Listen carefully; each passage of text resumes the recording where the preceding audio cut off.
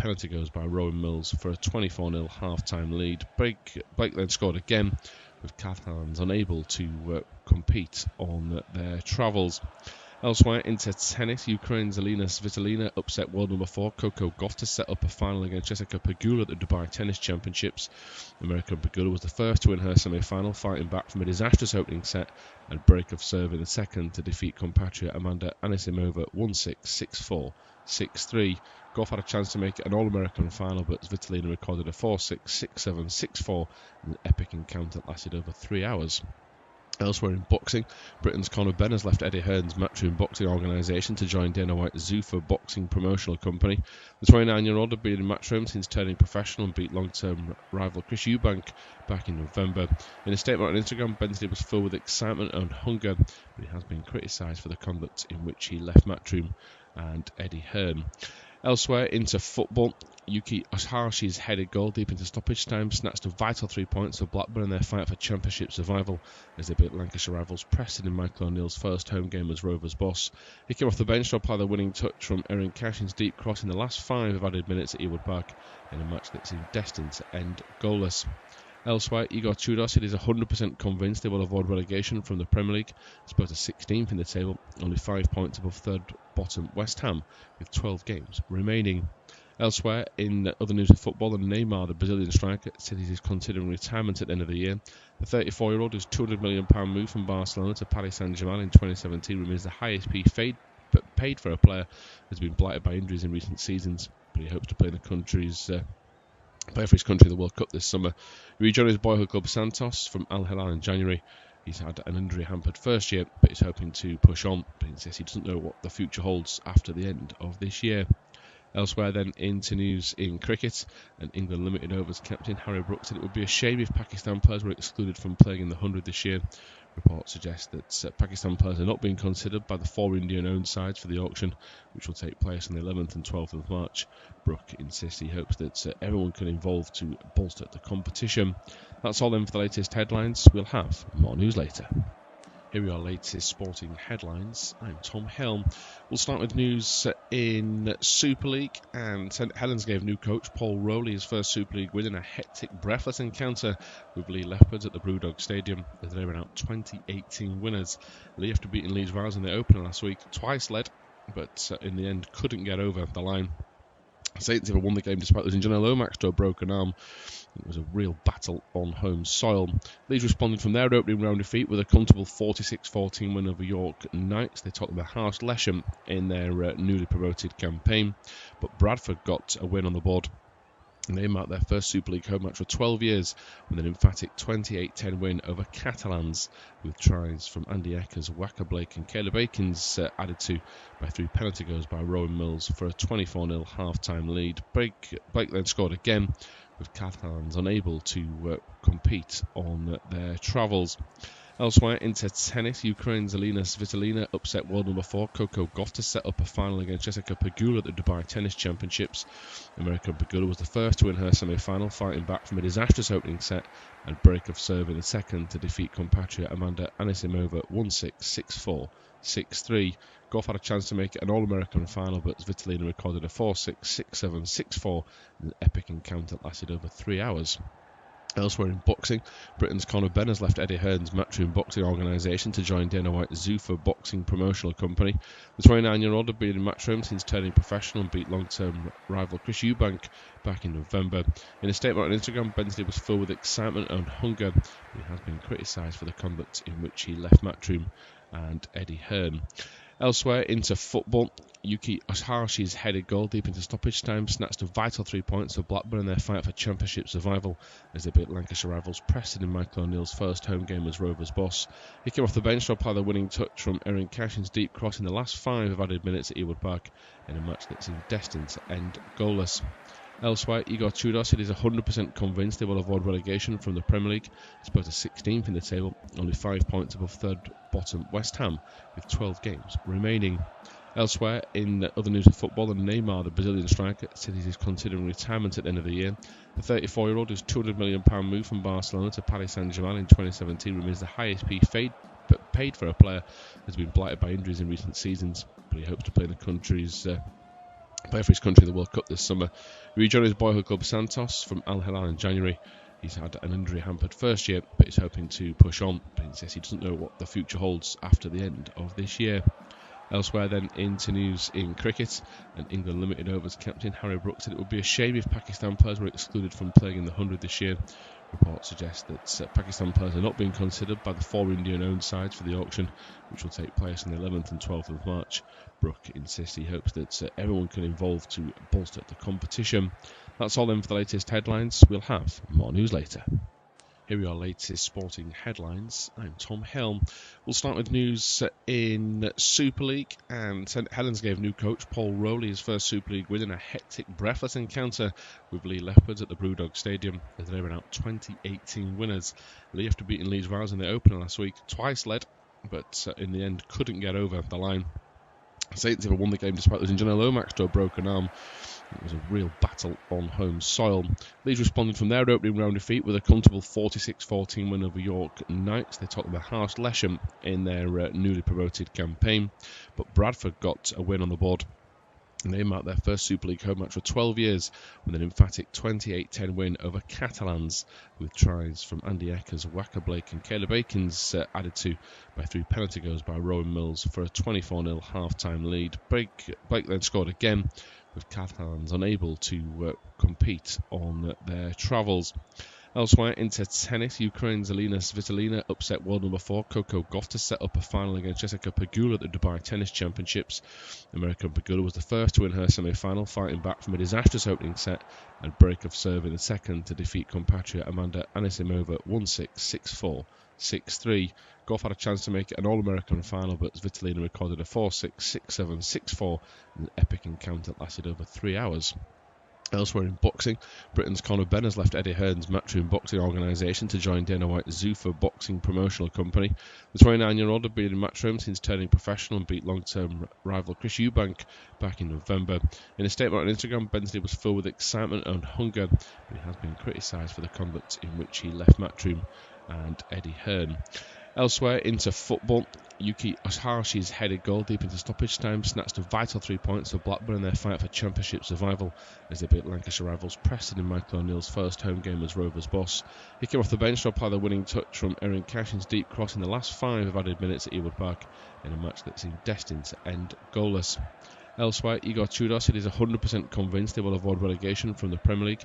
Spurs are 16th in the table, only 5 points above third bottom West Ham, with 12 games remaining. Elsewhere, in other news of football, Neymar, the Brazilian striker, said he is considering retirement at the end of the year. The 34-year-old, whose £200 million move from Barcelona to Paris Saint-Germain in 2017 remains the highest paid for a player, has been blighted by injuries in recent seasons, but he hopes to play for his country in the World Cup this summer. He rejoined his boyhood club Santos from Al Hilal in January. He's had an injury-hampered first year, but he's hoping to push on. But he says he doesn't know what the future holds after the end of this year. Elsewhere then, into news in cricket, and England limited overs captain Harry Brooks said it would be a shame if Pakistan players were excluded from playing in the 100 this year. Reports suggest that Pakistan players are not being considered by the four Indian-owned sides for the auction, which will take place on the 11th and 12th of March. Brook insists he hopes that everyone can involve to bolster the competition. That's all then for the latest headlines. We'll have more news later. Here are your latest sporting headlines. I'm Tom Helm. We'll start with news in Super League, and St Helens gave new coach Paul Rowley his first Super League win in a hectic, breathless encounter with Lee Leopards at the Brewdog Stadium as they were out 2018 winners. Lee, after beating Leeds Rivals in the opener last week, twice led, but in the end couldn't get over the line. Saints have won the game despite losing Johnny Lomax to a broken arm. It was a real battle on home soil. Leeds responded from their opening round defeat with a comfortable 46-14 win over York Knights. They took the harsh Lesham in their newly promoted campaign, but Bradford got a win on the board. And they marked their first Super League home match for 12 years with an emphatic 28-10 win over Catalans, with tries from Andy Eckers, Wacker Blake and Caleb Akins added to by 3 penalty goals by Rowan Mills for a 24-0 half-time lead. Blake then scored again, with Catalans unable to compete on their travels. Elsewhere, into tennis, Ukraine's Alina Svitolina upset world number 4 Coco Gauff to set up a final against Jessica Pegula at the Dubai Tennis Championships. American Pegula was the first to win her semi-final, fighting back from a disastrous opening set and break of serve in the second to defeat compatriot Amanda Anisimova 1-6, 6-4, 6-3. Gauff had a chance to make it an All-American final, but Svitolina recorded a 4-6, 6-7, 6-4 in an epic encounter that lasted over 3 hours.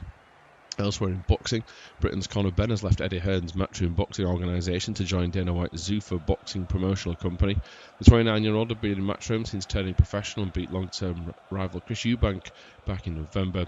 In a statement on Instagram, Benn's day was filled with excitement and hunger, but he has been criticised for the conduct in which he left Matchroom and Eddie Hearn. Elsewhere, into football, Yuki Oshihashi's headed goal deep into stoppage time snatched a vital 3 points for Blackburn in their fight for Championship survival as they beat Lancashire rivals Preston in Michael O'Neill's first home game as Rovers boss.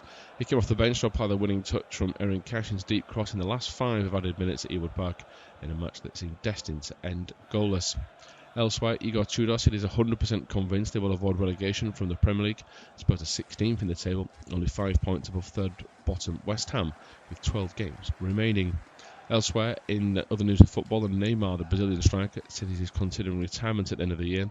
The 34-year-old, whose £200 million move from Barcelona to Paris Saint-Germain in 2017 remains the highest paid for a player who has been blighted by injuries in recent seasons, but he hopes to play for his country in the World Cup this summer. He rejoined his boyhood club Santos from Al Hilal in January. He's had an injury-hampered first year, but he's hoping to push on. But he says he doesn't know what the future holds after the end of this year. Elsewhere then, into news in cricket, and England limited overs captain Harry Brooks said it would be a shame if Pakistan players were excluded from playing in the 100 this year. Reports suggest that Pakistan players are not being considered by the 4 Indian-owned sides for the auction, which will take place on the 11th and 12th of March. Brook insists he hopes that everyone can involve to bolster the competition. That's all then for the latest headlines. We'll have more news later. Here are our latest sporting headlines. I'm Tom Hill. We'll start with news in Super League, and St Helens gave new coach Paul Rowley his first Super League win in a hectic, breathless encounter with Lee Leopards at the Brewdog Stadium as they ran out 2018 winners. Lee, after beating Leeds Rivals in the opener last week, twice led, but in the end couldn't get over the line. Saints have won the game despite losing John Lomax to a broken arm. It was a real battle on home soil. Leeds responded from their opening round defeat with a comfortable 46-14 win over York Knights. They took them a harsh Lesham in their newly promoted campaign, but Bradford got a win on the board. And they marked their first Super League home match for 12 years with an emphatic 28-10 win over Catalans, with tries from Andy Eckers, Waka Blake and Caleb Akins added to by 3 penalty goals by Rowan Mills for a 24-0 half-time lead. Blake then scored again, with Catalans unable to compete on their travels. Elsewhere, into tennis, Ukraine's Alina Svitolina upset world number 4 Coco Gauff to set up a final against Jessica Pegula at the Dubai Tennis Championships. American Pegula was the first to win her semi-final, fighting back from a disastrous opening set and break of serve in the second to defeat compatriot Amanda Anisimova 1-6, 6-4, 6-3. Gauff had a chance to make it an All-American final, but Svitolina recorded a 4-6, 6-7, 6-4 in an epic encounter that lasted over 3 hours. Elsewhere in boxing, Britain's Conor Benn has left Eddie Hearn's Matchroom Boxing organisation to join Dana White's Zuffa Boxing promotional company. The 29-year-old had been in Matchroom since turning professional and beat long-term rival Chris Eubank back in November. In a statement on Instagram, Ben's day was filled with excitement and hunger, but he has been criticised for the conduct in which he left Matchroom and Eddie Hearn. Elsewhere, into football, Yuki Oshihashi's headed goal deep into stoppage time snatched a vital 3 points for Blackburn in their fight for Championship survival as they beat Lancashire rivals Preston in Michael O'Neill's first home game as Rovers boss. He came off the bench to apply the winning touch from Erin Cashin's deep cross in the last 5 of added minutes at Ewood Park in a match that seemed destined to end goalless. Elsewhere, Igor Tudor said he's 100% convinced they will avoid relegation from the Premier League. Spurs are 16th in the table, only 5 points above third bottom West Ham, with 12 games remaining. Elsewhere, in other news of football, Neymar, the Brazilian striker, said he is considering retirement at the end of the year. The 34-year-old, whose £200 million move from Barcelona to Paris Saint-Germain in 2017 remains the highest paid for a player who has been blighted by injuries in recent seasons, but he hopes to play for his country in the World Cup this summer. He rejoined his boyhood club Santos from Al Hilal in January. He's had an injury-hampered first year, but he's hoping to push on. But he says he doesn't know what the future holds after the end of this year. Elsewhere then, into news in cricket, and England limited overs captain Harry Brooks said it would be a shame if Pakistan players were excluded from playing in the 100 this year. Reports suggest that Pakistan players are not being considered by the 4 Indian-owned sides for the auction, which will take place on the 11th and 12th of March. Brook insists he hopes that everyone can involve to bolster the competition. That's all then for the latest headlines. We'll have more news later. Here are our latest sporting headlines. I'm Tom Helm. We'll start with news in Super League, and St Helens gave new coach Paul Rowley his first Super League win in a hectic, breathless encounter with Lee Leopards at the Brewdog Stadium. They were out 2018 winners. Lee, after beating Leeds Rivals in the opener last week, twice led, but in the end couldn't get over the line. Saints even won the game despite losing Johnny Lomax to a broken arm. It was a real battle on home soil. Leeds responded from their opening round defeat with a comfortable 46-14 win over York Knights. They took them a harsh lesson in their newly promoted campaign, but Bradford got a win on the board.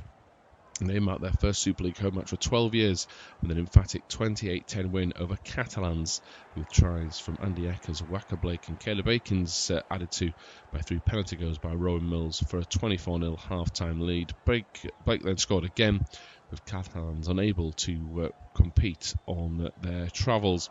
Elsewhere, into tennis, Ukraine's Alina Svitolina upset world number 4 Coco Gauff to set up a final against Jessica Pegula at the Dubai Tennis Championships. American Pegula was the first to win her semi-final, fighting back from a disastrous opening set and break of serve in the second to defeat compatriot Amanda Anisimova 1-6, 6-4, 6-3. Gauff had a chance to make it an All-American final, but Svitolina recorded a 4-6, 6-7, 6-4 in an epic encounter that lasted over 3 hours. Elsewhere in boxing, Britain's Conor Benn has left Eddie Hearn's Matchroom Boxing organisation to join Dana White's Zuffa Boxing promotional company. The 29-year-old had been in Matchroom since turning professional and beat long-term rival Chris Eubank back in November. In a statement on Instagram, Bensley was filled with excitement and hunger, but he has been criticised for the conduct in which he left Matchroom and Eddie Hearn. Elsewhere, into football, Yuki Oshashi's headed goal deep into stoppage time snatched a vital 3 points for Blackburn in their fight for Championship survival as they beat Lancashire rivals Preston in Michael O'Neill's first home game as Rovers boss. He came off the bench to apply the winning touch from Erin Cashin's deep cross in the last 5 of added minutes at Ewood Park in a match that seemed destined to end goalless. Elsewhere, Igor Tudor said he's 100% convinced they will avoid relegation from the Premier League. Spurs are 16th in the table, only 5 points above third bottom West Ham, with 12 games remaining. Elsewhere, in other news of football, Neymar, the Brazilian striker, said he is considering retirement at the end of the year. The 34-year-old, whose £200 million move from Barcelona to Paris Saint-Germain in 2017 remains the highest paid for a player who has been blighted by injuries in recent seasons, but he hopes to play for his country in the World Cup this summer. He rejoined his boyhood club Santos from Al Hilal in January. He's had an injury-hampered first year, but he's hoping to push on. But he says he doesn't know what the future holds after the end of this year. Elsewhere then, into news in cricket, and England limited overs captain Harry Brooks said it would be a shame if Pakistan players were excluded from playing in the 100 this year. Reports suggest that Pakistan players are not being considered by the 4 Indian-owned sides for the auction, which will take place on the 11th and 12th of March. Brook insists he hopes that everyone can involve to bolster the competition. That's all then for the latest headlines. We'll have more news later. Here are our latest sporting headlines. I'm Tom Helm. We'll start with news in Super League.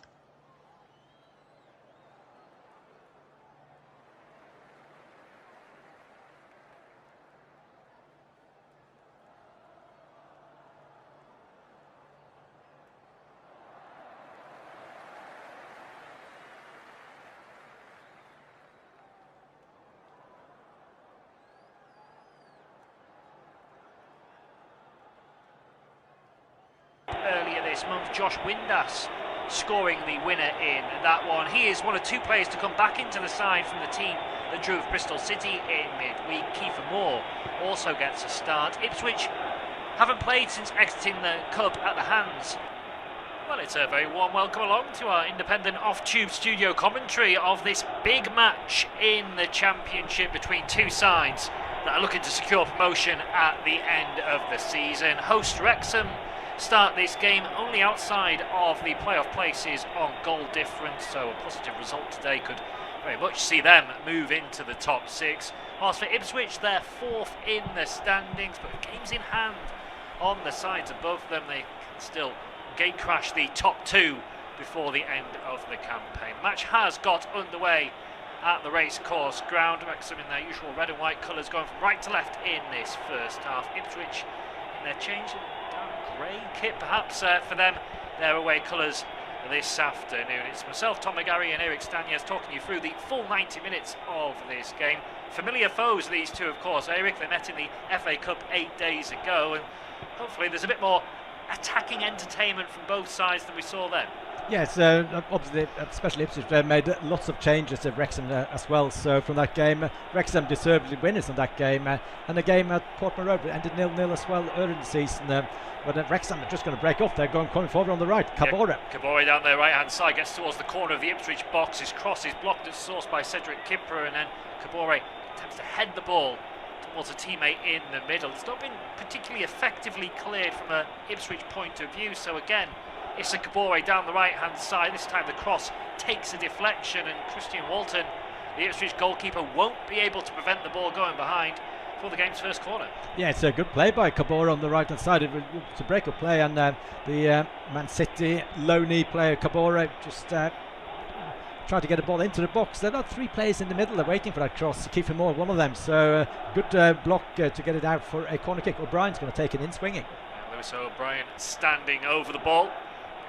Players in red grouped around the penalty spot as O'Brien whips in towards the front post. It was Kiefer Moore who was attacking it from a Wrexham perspective. Well dealt with on this occasion defensively though from Ipswich, but back will come Wrexham, who've made a strong start to this game. Just over 2 minutes played, Wrexham 0, Ipswich 0, but the early running being done by the home side, who have been in action since that cup victory over Ipswich 8 days ago. It was a 2-2 draw away at Bristol City in the Championship. They conceded a late equaliser in that one, Phil Parkinson's side. He's made 2 changes from that starting 11. Kiefer Moore, against his former club, comes back in, and Josh Windass, who scored the winner in the Cup, he's also back in the 11 for Ipswich. First game since they were last at the race course. They've made 10 changes from that Cup tie. Only Cedric Kipper survives, but it kind of shows, and we were just discussing that before we came on air, Eric, what Ipswich were prioritising, because they're unchanged from the last league game, which was the win at Derby. Yeah, exactly, yeah. So the 10 changes, I know lots of Ipswich fans weren't too happy about that, just because obviously they didn't throw away the game against Wrexham. They tried to win it, but obviously making 10 changes. If it's been a cup final, they obviously wouldn't have made those changes. But the Wrexham break again is a good little spell for Wrexham. This. Yeah, low ball into the box from Kiefer Moore. Josh Windass, was a bit of a swing and a miss from the Wrexham number 10 when he had a potential opportunity to get a strike towards goal. Ipswich again making a mess of clearing their lines. Jack Clark getting into a bit of a pickle with Issa Kabore, and Kabore is happy to let the ball run out of play for a Wrexham throw right next to the Ipswich corner flag over on the far side. So Wrexham continuing to make the early headway in this game. Kabore takes the throw in towards the corner of the penalty box, where Cluworth chests it down. It goes back towards Kabore, who I don't think has been able to keep that ball in play. Indeed, the referee's assistant has signalled that it will be a goal kick to Ipswich, which gives me an opportunity to run you through the 11s in full as well. Wrexham have Arthur Okonkwo in goal, Max Cluworth, Dominic Hyam and Callum Doyle, the back 3. Issa Kabore, who's been heavily involved so far, and Lewis O'Brien are the wing backs. Ben Sheaf and George Thomason in the middle of the park. Ollie Rathbone and Josh Windass then have the licence to support Kiefer Moore up front. For Ipswich, Christian Walton is in goal. Back 4 from them: Darnell Furlong, Dara O'Shea, Cedric Kipper and Leif Davis. Azor Matasiwa and Jack Taylor holding in the middle of the park, with Wes Burns, Anis Mehmeti and Jack Clark supporting Ivan Azor up front. Nearly 5 minutes gone in this game, deadlock yet to be broken. There is a goal in the Premier League early doors. Chelsea, perhaps unsurprisingly, are 1-0 up against Burnley as Wrexham come forward. Kiefer Moore into the penalty area, left hand side. He'll have to go himself. Oh, and what a finish that is from Kiefer Moore. Rifles it left footed into the top corner at the near post from Christian Walton's perspective, but such was the power on the strike, the keeper gets nowhere near it, and Wrexham, who started this game really well, find themselves 1-0 up. Yeah, you could say keeper shouldn't have beaten to the front post, but that is just a thunderbolt from Kiefer Moore with his left boot. It's almost like it was teasing the Ipswich goalkeeper, because it was pretending to cross it into the box, and then when it hits the ball over the top, it's really poorly defended by Ipswich Town, and when the shot comes in, it's just so well in the top corner and it's unsavable. So, but it's just a flick on in the middle of the park there. It's a Windass with a flick on, and how on earth can he be? He was basically just waiting. The ball was rolling in front of him, setting himself up to shoot, and no pressure on the ball. It deserved lead for Wrexham. Yeah, I'm not sure where the right-hand side of Ipswich defence disappeared to, but Kiefer Moore had so much time. He just kind of meandered into the penalty area. He has a couple of glances. He's looking up. He's wanting some support. They can't get up quickly enough, and he thinks, you know, why not? I'm going to hit this. I'm going to put my left foot, my unfavoured foot, through the ball. And he rifles it into the top corner of the net. A fantastic finish from Wrexham's number 19 as Ipswich look to respond. Low ball into the box. Right hand side by Furlong is half cleared away. It comes back to Darnell Furlong. Tries to flick the ball around the corner, asking a bit too much there of Anis Mehmeti. Wrexham should be able to tidy up, but Ipswich haven't really got on the block so far in this game, and they've paid the price with the concession of that early goal. They're going to have to do some defending now as Lewis O'Brien drives forward. Down the left hand side again, he finds the goal scorer Moore.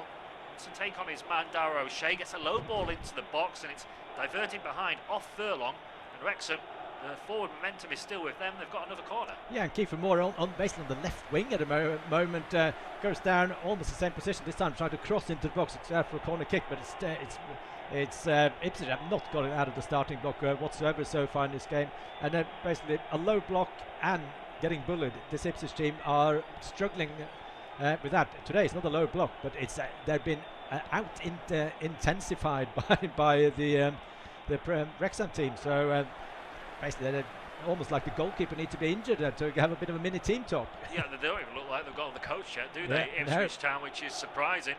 They've had 8 days to prepare for this game. Rathbone with the corner into the box isn't the best on this occasion, but the ball comes out and it's a very ambitious strike from a long way out there. Ben Sheaf who hit that one, but it was blocked at source, and Wrexham will have to scramble the ball back to their goalkeeper, Arthur Conquo. First real touch in the game for him. Cleared down the line by Callum Doyle. That will run through to the opposite goalkeeper, Christian Walton, on the edge of his own penalty area for Ipswich. 8 minutes gone then in this game. Wrexham 1, Ipswich 0. Pressure on Ipswich. I mentioned they've got games in hand, but they've just seen Coventry, the leaders, win earlier this afternoon at West Brom to go 11 points ahead of the Tractor Boys, who are down in 4th, but they have 3 games in hand on Coventry. They're 7 points behind Middlesbrough with 2 games in hand, but Borough are playing today a very winnable match at home against Oxford United. So Ipswich are going to have to respond. They've got possession of the football. They did have it. Matasiwa's just got himself in a tangle, and Wrexham pressing hard, win it back. Rathbone trying to drive through the middle. Credit to Matasiwa, he gets back. Darragh O'Shea should be able to clear for Ipswich, but that's not convincing. They have to scramble it back towards their goalkeeper Walton, who's almost beaten to the ball by Josh Windass. Kipra selling his goalkeeper short, and Ipswich Town, well, Kieran McKenna's going to have to do something, because they have not started in this game. They are coming forward with Mehmeti down the left-hand side. His ball low was slightly behind the intended target. Will be kept alive, but Wrexham are able to pinch the ball back, and Ipswich, well, yeah, they're going to have to do something, because this has been a really poor start. It's really, and basically Wrexham from the starting block, obviously I could just see the team talk from Phil Parkins, and basically man marking. We've got every ball is a cup final, and that's how to play against arguably like a good footballing side like Ipswich. They don't like to be bullied, and so far Wrexham on merit they're winning this game, but just a bit of there's a throw in now for Ipswich on the left hand side. They just need to calm things down. 10 minutes with chaos from Ipswich side point of view. Yeah, they're not going at all, and they've been able to weather the storm, because that Kiefer Moore goal against his former club has got Wrexham in front. Moray for the home side just plays it into Dominic Hyam, who was slightly caught on his heels, and his clearance isn't the best. Jack Clark will float it across to the right hand side for Ipswich, where Wes Burns is waiting. Cross, he stands up to the far post. It's an Ipswich head. Hazon who gets there first, but don't know if he was going for goal, he's just trying to knock that down into an area. In fact, it was Leif Davids coming in at the far post. It ended up being neither one thing nor the other, and it was an easy gather for Okonkwo. Yeah, it's better from Ipswich. The cross into the box. It's actually Aston who heads it into the danger area, but I think he tried to guide it across the goal instead of heading towards goal, because there was no pace on the ball whatsoever. Yeah, so it's important that Ipswich just to try to calm down the play now, because Wrexham, they've been out of the starting block. I'm really impressed by them. Started with Kabore with some great play on the right. It started again. Then Kiefer Moore's been involved, and I always liked Rathbone in the middle. It's like an unsung hero from this Wrexham side. Really good technician. Yeah, he's very tenacious in there as well, Rathbone, but that's probably doing him a disservice, because, as you say, he's a very good footballer and done some important goals. He's really coming back into the side over the last month or two. Wrexham tidy up. Goes back to his goalkeeper Okonkwo, clips it right-footed up to the obvious target that is Kiefer Moore. He wins his knockdown inevitably, can't find a teammate on this occasion, but again Ipswich lackadaisical in possession in the middle of the park, and Rathbone can bring it forward, the man we were just speaking about, supported by Moore on the left-hand side. Kiefer Moore plays as auxiliary left winger and doing a nice job there. Lovely Cruyff turn to create some space. Rathbone will go backwards now towards Callum Doyle. Nice pass into Windass, who pirouettes, but he's challenged.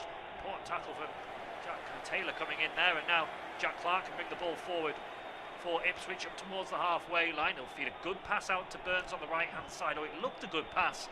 Anyway, seemed to gather pace as it was approaching Wes Burns, who couldn't quite get there, and it goes out of play, much to the frustration of Ipswich, for a throw. Yes, Jack Clark got the ball just out after clearance. That's where Ipswich want to Jack Clark to pick up the ball, but good initially defended by Wrexham to stop the counter-attack straight away, and then he just went infield, and I think the pass to Wes Burns, there was nothing wrong with it. I think Wes Burns just misjudged the pace of the ball. It's strange how that ball ended up going out of play. It's been a fantastic opening 12 minutes or so for Wrexham, but this is a concern. Ben Sheaf a couple of minutes ago just seemed to be moving slightly gingerly, and he's now gone down with the ball out of play and receiving some treatment to his right leg. A couple of Wrexham players going through a slightly more vigorous warm-up than you would normally expect at this stage of the game, so there are concerns that Sheaf won't be able to continue. But we saw exactly what he did, which might be worrying in itself, because if it's something more innocuous, then sometimes they can be worse. It looks like it might be a twisted knee, because it's but he's getting treatment to both knees now, so I'm not sure. I'd be surprised if he actually managed to carry on Ben Sheaf after this.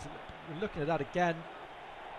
He goes into a tackle with both, sort of dives in with both legs in the air, and I don't know. It looks more like a knock from that than a twist. So if it's a knock, he'll be able to carry on. But I think they obviously got plenty of midfielders on the bench, Wrexham, to replace him. But that's going to be a big blow for Wrexham. And basically, ironically, it's exactly what Ipswich needed, this breaking play. Absolutely, could work in Ipswich's favour in more ways than one. I just wonder, it's his right knee, I think, causing the problem when he went into that tackle with Azon. It just slightly jarred the knee as he was wrapping his leg around it, and he may have done himself a bit of disservice. He's sitting down off the pitch now, and treatment is continuing. No, I would be very surprised if he is able to continue in this game as play resumes with Wrexham temporarily down to 10 men, while Sheaf continues to receive treatment. Rathbone will probably slot into a slightly deeper role whilst Sheaf is off the field. Bryant in a slightly central position as well. Wrexham doing what they need to do in this situation and retaining the ball. Much of a press from Ipswich, whereas we've seen at the other end, Wrexham have been pressing really hard to force some mistakes. Doyle will cut the ball forward. It's a good ball as well, brought down on the chest by Moore. Furlong goes in with the challenge, and there's an offside flag up against Moore, who's also caught Darnell Furlong. I mean, it was a very breathless 12 minutes or so to start this game, but maybe these stoppages just starting to break things up, and as you say, Eric, probably to the benefit of Ipswich. Well, the way the game started, but any stop in play is to benefit to stop the flow of the game, and but again, Kiefer Moore, this ball, I think might have been offside, but how easy he gets onto that ball, and eventually it might have been a handball or an offside. It's not handball, and then just collides with Matasiva. It's nothing in it. So Matasiva might have got the knee of Kiefer Moore there in his midriff. Or was it Furlong or was it Matasiva? I think it was Furlong. It was Furlong, yeah. It was Furlong, yeah. Slightly painful one for him, but he's okay to continue. Didn't need to receive treatment and is on the ball now as Ipswich come forward down the right-hand side. Furlong's found Burns, who's trying to take on his man. Delivers a decent low ball into the box as well. I think it'll be a goal kick though. Azon trying to get in front of his man. Got the final touch. Signs of encouragement, small signs of encouragement for Ipswich, particularly down their right-hand side, as we are going to see Wrexham make a change. Ben Sheafy is not going to be able to continue. It's going to be George Dobson coming on in the middle of the park. So like-for-like change in midfield. Those Wrexham supporters will be hoping that doesn't disrupt things too much, but a blow nonetheless to lose a player of Ben Sheaf's quality. Of course, and early in the game you don't want to use up a substitution this early, but what Wrexham do have, they have lots of like-for-like players that they've been investing in tried and trusted basically at this level, not to win top two. I think if they get into playoffs, that's not really a plan. That's basically a bonus for Wrexham, and now they are basically sitting sixth as we speak at the moment. Yeah, the story, would that be 4 promotions in a row? And that would be some achievement for Wrexham. And obviously they have a bit of money, but at this championship level, they haven't spent more than, let's say, Ipswich Town spend a lot more money than Wrexham. Yeah, absolutely. Phil Parkinson deserves a lot of credit for the job he's doing. We've got another stoppage in play. As on going down there, he felt he was bundled into the back of by Dominic Hyam, and Ipswich aren't happy. Speaking to the referee, Lee Doughty is Darrow O'Shea with the captain's armband on today. Azon is looking perplexed that he didn't get. I think he got a free kick for that. It was a strong challenge from Hyam in the back. I mean, I'm not quite sure why Ipswich are so incensed. No, it's maybe it should have been a free kick, but it wasn't a dangerous challenge or anything. It's basically a duel that Azon thought might have been a free kick, and he wasn't happy about it. But Azon and Ipswich, they have very little to be happy about. I think the only sort of bright spot has been Wes Burns on the right-hand side. It's come around and got a few crosses in, but they just need to get on the ball. But that's ball up towards Azon there, and Wes Burns, and it's 3 Wrexham players just surrounding him, and they win the ball straight away. So yeah, Wrexham, their team tactic is working 100%, just to stress the Ipswich side. Ipswich sometimes seen as prima donnas at this level, with lots of technical footballing players, and they really need to get stuck in and play a proper championship game now, because just dilly-dallying around the ball won't work for them. Yeah, they need to roll their sleeves up, and Burns is trying to do that down the right-hand side, driving forward, low ball into the box, half cleared away by Cleworth. Will get possession again, and they are seeing more of the ball now, the visiting side, perhaps showing signs that they are settling in to proceedings as Cedric Kipper works out to the left-hand flank with Leif Davis, ball in towards the feet of Jack Taylor, who got there first but was bundled off the ball. It'll go out and play for an Ipswich throw on the far side. Nearly 19 minutes have been played in this game. Independent off-tube studio commentary, Wrexham leading Ipswich by a goal to 0 thanks to that early brilliant left foot strike from Kiefer Moore, but Ipswich growing into proceedings and coming forward once again, driving towards the edge of the penalty area. A strike comes in towards goal, it's saved by Okonkwo, loose ball might fall Ipswich's way, and it's rifled into the roof of the net, and it's an equalising goal. Is that Anis Mehmeti scoring his first goal for Ipswich there? The man signed from Bristol City in January. Showed good composure as the ball dropped to him after a Okonkwo's save, and rifles Ipswich level in the game. Yes, it's another thunderbolt into the back of the net, this time from close range, and he needed to lift the ball above, maybe a yard above the ground, to actually get it on target. It's a shot from Jack Taylor first, and it's very good work by Azon to actually lay the ball off to Mehmeti after a save by Okonkwo. I think Okonkwo probably should have done better with the save. And looking at that again, it might have been a penalty for Ipswich if the ball hadn't got into the back of the net, because it was a bit of a challenge on Azon when he laid the ball back towards Mehmeti. But yeah, 1-1. What a game. Yeah, we didn't get any goals in the reverse league fixture. We only got one in the cup tie last week, but we've got 2 in the opening 20 minutes of this game. As back to Wrexham coming forward, Lewis O'Brien into the penalty area, resisting the temptation to shoot, trying to feed it into Windass, and now Ipswich can break clear. End-to-end stuff. That's a brilliant challenge coming across though from George Dobson for his first involvement. Steers it out for a throw. Yes, it's just a proper good tackle basically, and he dives on about 3-4 yards in front of the player, just gets onto the ball and stops the counter-attacking opportunity. And that's a worry for Wrexham, that Ipswich have been receiving the ball, and when they can basically run with the ball, especially Jack Clark and Mehmeti, they're very good ball carriers for Ipswich Town, and that's might be a problem for Wrexham. And now it's a foul from Kipper and Matasiva. He's got the player with the most interceptions in the championship, but also a lot of yellow cards he receives because of that. Yeah, I haven't seen an awful lot of him, but we saw in the instance there why he's ranking highly for both of those, because he recognises that Wrexham might have a chance to break forward with Josh Windass, and just calmly stretches his arm across and brings Windass down. One of those challenges that probably should be a yellow card, but certainly if that was a little bit later in the game, then the referee would have gone to his pocket. Yes, it's different with referees. Sometimes they just wait for the yellow cards, and if you get the yellow card up early now, with the intensity now, there could be a lot of players on a knife edge with a yellow card. So I think it's correct not giving the yellow cards. It's a good game of football, and I think Wrexham now maybe they're coming slightly into it. The Ipswich goal came after about 2 or 3 minutes of a spell. So it's from a Wrexham point of view, it's a bit of a blow, but it's all to play for. Yeah, certainly it's been a really good watch so far. Nearly 22 minutes on the clock as it's the turn of Wrexham to venture forward. Thomason, who seems to be more of the one playing as the left wing back rather than Lewis O'Brien, who's in a slightly more central position. Now with Dobson, who's firmly in the middle of the park, goes back to Cleworth. Wrexham, since they were in the National League, part of the team that have won the 3 promotions on the spin, is Moore now holding the ball up, supported by Rathbone. Heading to O'Brien, Dobson will take over.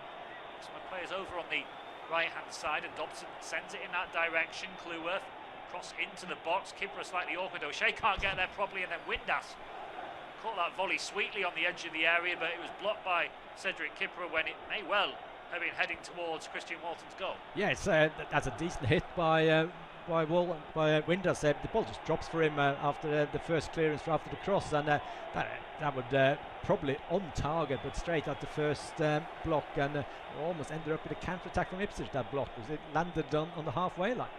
It's been such a good game because when either side gets the opportunity to break forward, they're both trying to commit with numbers. The counter-attack is always an option, and it's been a really good watch so far as the pressure. Lewis O'Brien careless with his pass out wide, so Ipswich have a throw-in just inside the Wrexham half, next to the technical areas at the racecourse ground.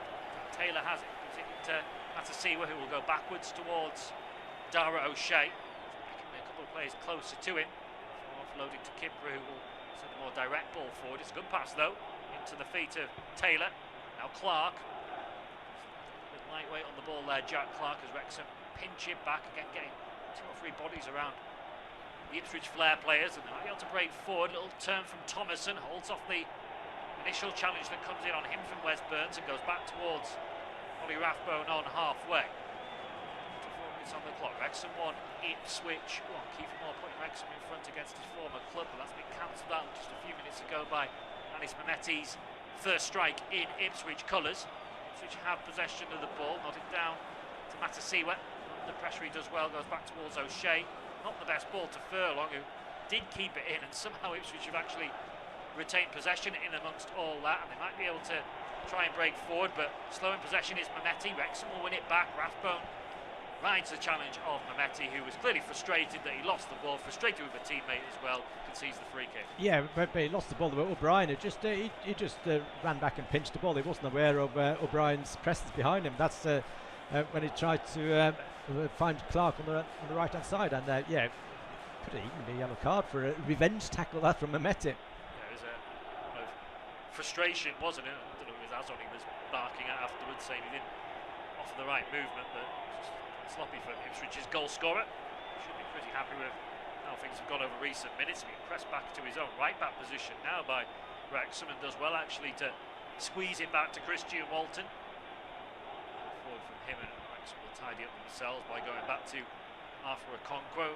You're right, maybe he'll be a little bit disappointed with the Ipswich goal that they saved from Jack Taylor. He got to it, but he should be pushing that a little bit wide of the target. I think he can even hold on to it. I think the goalkeeper's forgotten to hold on to the ball, but there was the cross or a shot that it wasn't the best shot on goal. So yeah, I think he should have done better, because it comes straight out to the danger zone, and with Asson and Mehmeti combining to get a free shot on goal. So it's Ipswich going forward. That's a yellow card, first yellow card of the game against Cleworth with the yellow card.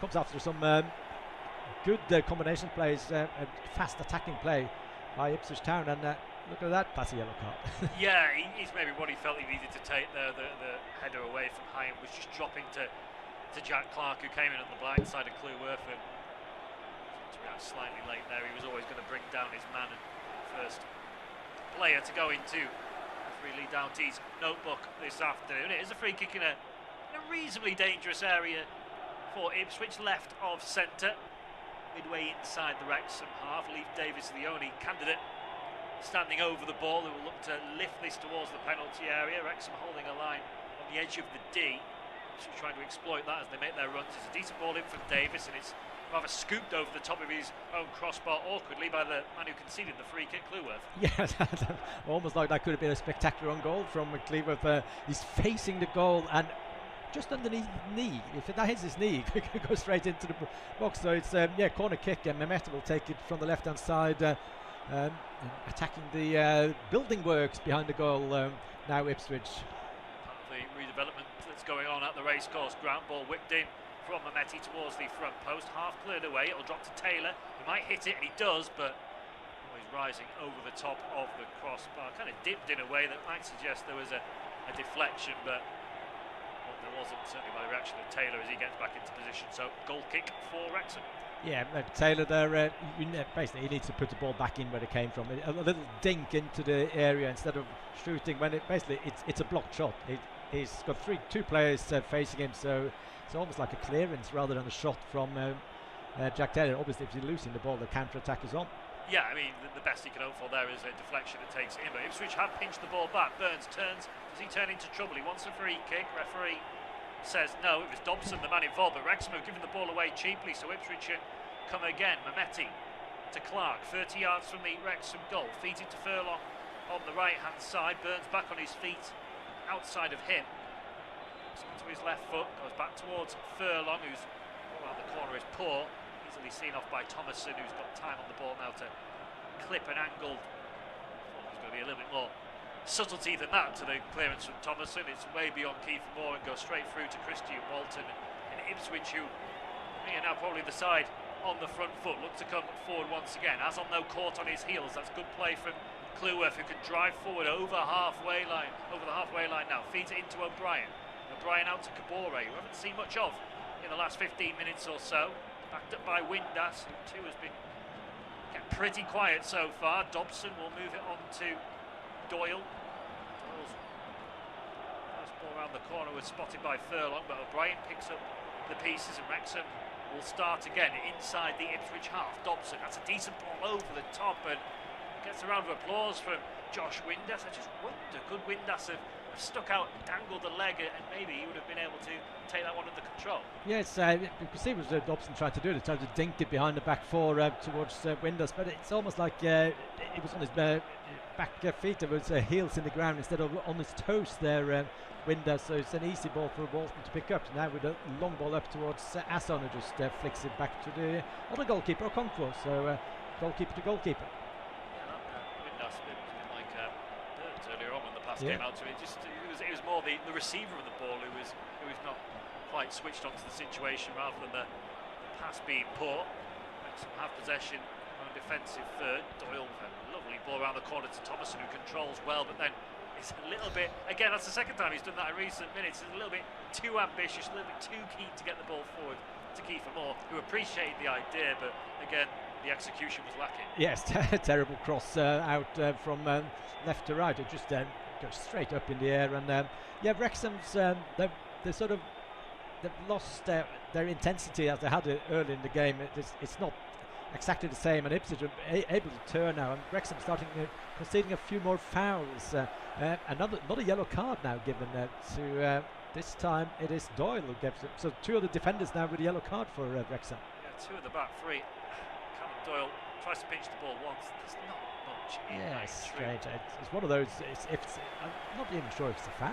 No, I'm not even. But if it is a foul, I don't even begrudge it because they're breaking forward. It could be a yellow card, but to see where surely then had to have been booked 10 minutes earlier exactly. for a worse foul in a lot of ways, a bit more obvious. Well, it's the same stopping a goal scoring opportunity, a chance there, but now Ipswich go forward, poor pass from Taylor towards Aston on the left hand side, but Ipswich one pass there and from the free kick caught Wrexham napping, and Taylor should do better than with the pass there because he's got a lot of grass in front of him and can run towards the Wrexham defence. It's been a good game so far. There's been attacking intent and some quality finishes as well for the two goals, but I wouldn't say it's been the highest standard of game overall either. Both sides have been guilty when they've got into decent attacking areas of being more than a little careless in possession. Yeah, it's maybe the tempo is slightly higher than the quality on show today. They could say like that. Ipswich now trying to go forward again. It's a game. Ipswich, a draw today is not a good result for Ipswich. They need to win this game because you mentioned the games in hand they have on Middlesbrough and Coventry. If they win all them, it's 1 and 2 points behind. But they have to win it. And 11 points behind Coventry before this game. It's just teams just don't win the games in hand. Yeah, it's that question, is it? What would you rather have, points on the board or the games in hand? And I think 99 times out of 100 you'd say you'd rather have the points on the board, particularly at this stage of the season. Brighton have got 1-0 up incidentally in the Premier League play at Brentford, which is a bit of a surprise. Burns' cross for Ipswich from the right hand side looked a dangerous one, but Conquo puts the ball out of the air competently, pulls the ball out to the left hand side, and Wrexham will look to play their way out from the back. Just over 32 minutes then have been played in this first half. We'll bring you independent off-tube studio commentary. Wrexham 1, Ipswich 1 remains in this championship clash as Callum Doyle for Wrexham gives it to Thomason. Left-hand side will go back in towards Doyle. Build up play from Wrexham, who usually are a little bit more direct, trying to get the ball forward, but trying to play their way through Ipswich as Dobson drives it up towards the halfway line. That's getting involved as well in a slightly deeper position. Always made a decent run over the top, which was ignored, but recognised by Windass with the thumbs up as he offloads the ball short to Clearworth, and they'll build again. Wrexham this time they'll move it down the left-hand side with Callum Doyle. Field to O'Brien. Thomason, that's a good first-time ball to Rathbone. Rathbone cross into the box behind Moore, headed clear by Kipper, and Wrexham have committed bodies forward, and Ipswich can exploit that potentially on the counter-attack, although really good work from George Thomason to get back into the left-back role and get the challenge in, although Rathbone's then given the ball away. Possession changes hand a couple of times, and Wrexham will tidy up and work it back into their defensive third with Dominic Hyatt. Yeah, Wrexham 3 times Ipswich were on the transition, and 3 times Wrexham with diving tackles and good press on the ball. There seems to be just a bit more energy from Wrexham when they lose the ball. Wrexham, they just surround the Ipswich Town players. So we haven't seen Jack Clark at all on the left hand side going forward. We all know how dangerous he is if he gets a bit of space and grass in front of him to run out of defence. So far Wrexham has been I think they've done exactly what they needed to do from Phil Parker's point of view, but for a goalkeeping error, and arguably they probably should. They're unlucky not to be leading Wrexham. Yeah, I don't want to undersell Wrexham, but you'd probably say if this was a pure footballing contest, Ipswich would win. But Wrexham are making it a bit of a battle and using their physicality, and it's working to good effect. The press has certainly ruffled Ipswich's feathers on more than one occasion in this first half. As Moore, lovely interchange with Rathbone down the left-hand side. Keith Moore, low ball into the box, no one there in red because Moore's doing the work on the left-hand side. Looking at Windass to try and get in there and fill that centre-forward role when Kiefer Moore does pull out to the left wing, which he's certainly been doing on plenty of occasions in this first half. It's where the goal he scored came from as Burns cuts in from the Ipswich right. Nice footwork from him, feeds it to Davis. Low ball, looking to get into the feet of Jack Taylor, who made a dart into the penalty area, spotted by Clearworth, who who clears his lines. Leeds have gone 1-0 up against Aston Villa in the Premier League. Leeds winning at Villa, Brighton winning at Brentford. I don't think many people would have expected those two scorelines. Yeah, it's obviously Brighton having a terrible season by their standards in the Premier League. Brentford going for Europe. Aston Villa going for a title-ish. With Arsenal they're slipping up now. They're still there. They are. They're just that little itch that never really leaves the title race 100%. Yeah, it's like everyone's just dropping their name in, but no one's maybe believing it. I don't think many will believe it if they do lose that game. They're 1-0 behind to Leeds as it stands. Our game, Wrexham 1, Ipswich 1 into the final 10 minutes of the first half. Cedric Kibra, possession of the ball for Ipswich over the top, which is a little bit more hopeful more than anything, but it did almost get Azon in behind. Okonkwo comes out to the edge of his penalty area though and gathers comfortably enough with Hayam. Player shifts it on to Clueworth. Now O'Brien can turn the park to Doyle. Heavy touch from Doyle. Actually, it's very fortunate there to ride the challenge from Mehmeti, and might really benefit Wrexham because they can drive forward now. It's with Dobson trying to get a low ball into the penalty area. It might break the way of a Wrexham player. Shot from Thomason. He comes back out and he's headed into the back of the net. And Wrexham have restored their advantage. It's Josh Windass who scored the winner in the Cup 8 days ago. He's at his, again, right place at the right time. Couple of Wrexham players had an effort towards goal. Ipswich couldn't effectively clear their line, and Windass punishes them in a really strong manner. I think it might have been own goal that he's not even celebrating Wrexham, but I was just going to mention it. Whether Ipswich deliberately are letting Kiefer Moore just turn, that every time he gets the ball, he's allowed to turn. Looking at that again, it's Windass with a header, and it's his goal. It's almost like a handball on the line, but I think Davies deliberately rather concedes a goal instead of a penalty and a red card. So look at it again, but it's all about Kiefer Moore receiving the ball almost at the halfway line and then jogging towards the penalty area. It wasn't the best cross from him initially, and then the shot in from Thomason, then back to Moore. It's fortunate for Wrexham, but Ipswich are all over the place in defence. Yeah, it's fortunate the ball kept dropping to them, but they were finding the right positions, recognised where the ball might come, and it was effective play. And goal and assist now for Kiefer Moore, and goals in 2 games against Ipswich for Josh Windass. Wrexham 2, Ipswich 1. Ipswich trying to respond, but Clark has overran the ball. Moore now, he's all on his own, but he can turn in the centre circle and drive down the left-hand side. He's really enjoying pulling out to the left flank. It's something, an area that Phil Parkinson and his coaching team have recognised that Wrexham can exploit, and have certainly done that in the opening 38 minutes. Ball Hayam now for Wrexham. Dobson pressed, so has to go backwards towards Okonkwo, but Ipswich have to go again. They've worked hard to get back into the game. Arguably looked the better side at times in this first half, but they're trailing once more. They're trailing once more, and I'm just looking at the way when Kiefer Moore comes deep to pick up the ball, and basically he doesn't have to. He just turns. He hasn't got any pressure on him, so it can't be tactical goal. If that's tactical from Ipswich to do that, they'll let him turn and then defend afterwards. Then it's a terrible tactic. It hasn't worked because he's created so many chances now. More when it drifts, especially out to the left. That's. I just don't understand how what Matasiva or Jack Taylor needs to be closer to, or one of the centre halves. Yeah, it's completely understandable that if you're Dara O'Shea, you don't necessarily want to jump and try and win the aerial duel with Moore, so you might initially give him that half yard, but you don't allow him the time, whether it is a defensive midfielder or one of the centre backs, to chest it down, have a look, turn around and saunter forward. It's poor defensively from an Ipswich point of view. They haven't been able to get to grips with Kiefer Moore, who's a player they should know well. He's had a couple of spells with I think it effectively started his career at Ipswich and was released, and then came back and scored 7 goals in the promotion season 2 years ago at Ipswich on loan from Bournemouth, and a very successful player. He's probably the player the pick of the bunch so far, Kiefer Moore. But it's interesting every time he gets the ball how little press he's got on. Like, look at Asson when he gets the ball. He's got half a yard towards to a Wrexham player, and Ipswich tactically it's not working, and whoever's not listening, listen to Kieran McKenna at team talk, because they can't be tactical. No, it just doesn't seem right.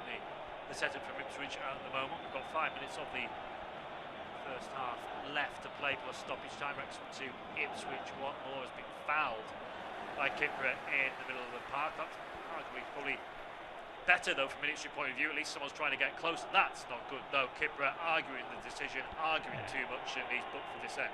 Yeah, that's he's this time he actually get close to Kiefer Moore and actually concedes a foul, which is better, but he doesn't agree with it. And then when you start waving your arms, I think the letter of the law now, that's a yellow card.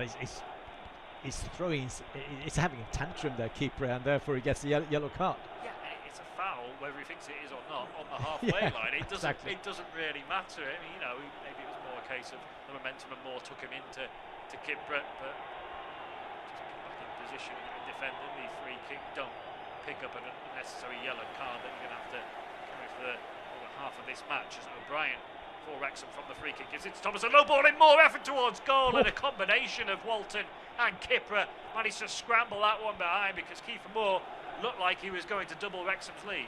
Yeah, this time Kiefer Moore in the middle, and it's great play on the left hand side again for Wrexham. And then Kiefer Moore, it's a good save, and it could easily have been an own goal. And keeper, Matt Siva actually clears the ball. Keeper this out for a corner kick. It's a double deflection from the goalkeeper. Couldn't have gone anywhere. Ipswich just need to go to half time with 2-1 now. Yeah, they're really hanging on at the moment. The visiting side, more defending to do from this Wrexham corner, which Ollie Rathbone will take. He's happy that maybe an Ipswich player that was too close to him, and they've now moved away. Ipswich pair. So he's going to get swung straight into the mixer from Rathbone. Moore will be the obvious targets, and Kiefer Moore goes up and wins the header. I mean, Hyam actually won the header there. It's kind of Doyle, in fact, I'll get it right first. Yeah. He's about 7-8 yards out, isn't he, in the centre of the goal. Once he wins that header, he'll be a little bit disappointed he's not doing better. He should be disappointed because he slides off his head, but it's just 7-8 yards out, and he's not that much under pressure either. So that's on the target. It's most likely will be a goal because the pace on the ball from the corner would still be there. So yeah, it's another chance for Wrexham, and they've just about started, gone back to the way they started, Wrexham now, and with the intensity. Ipswich had a bit of a spell after their goal, but now Wrexham are all over Ipswich, and Ipswich need to go to half time and not concede again.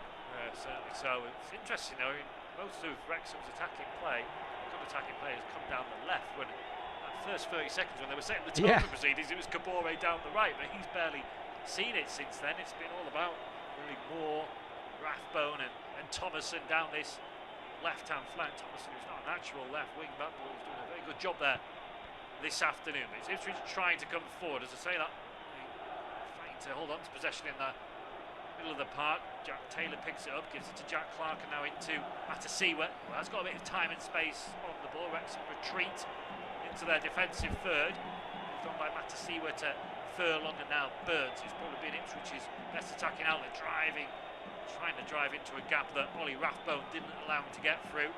Wrexham should be able to clear their lines comfortably enough. O'Brien up towards Moore. Decent head down, almost finds Windass. Kipper's clearance isn't great.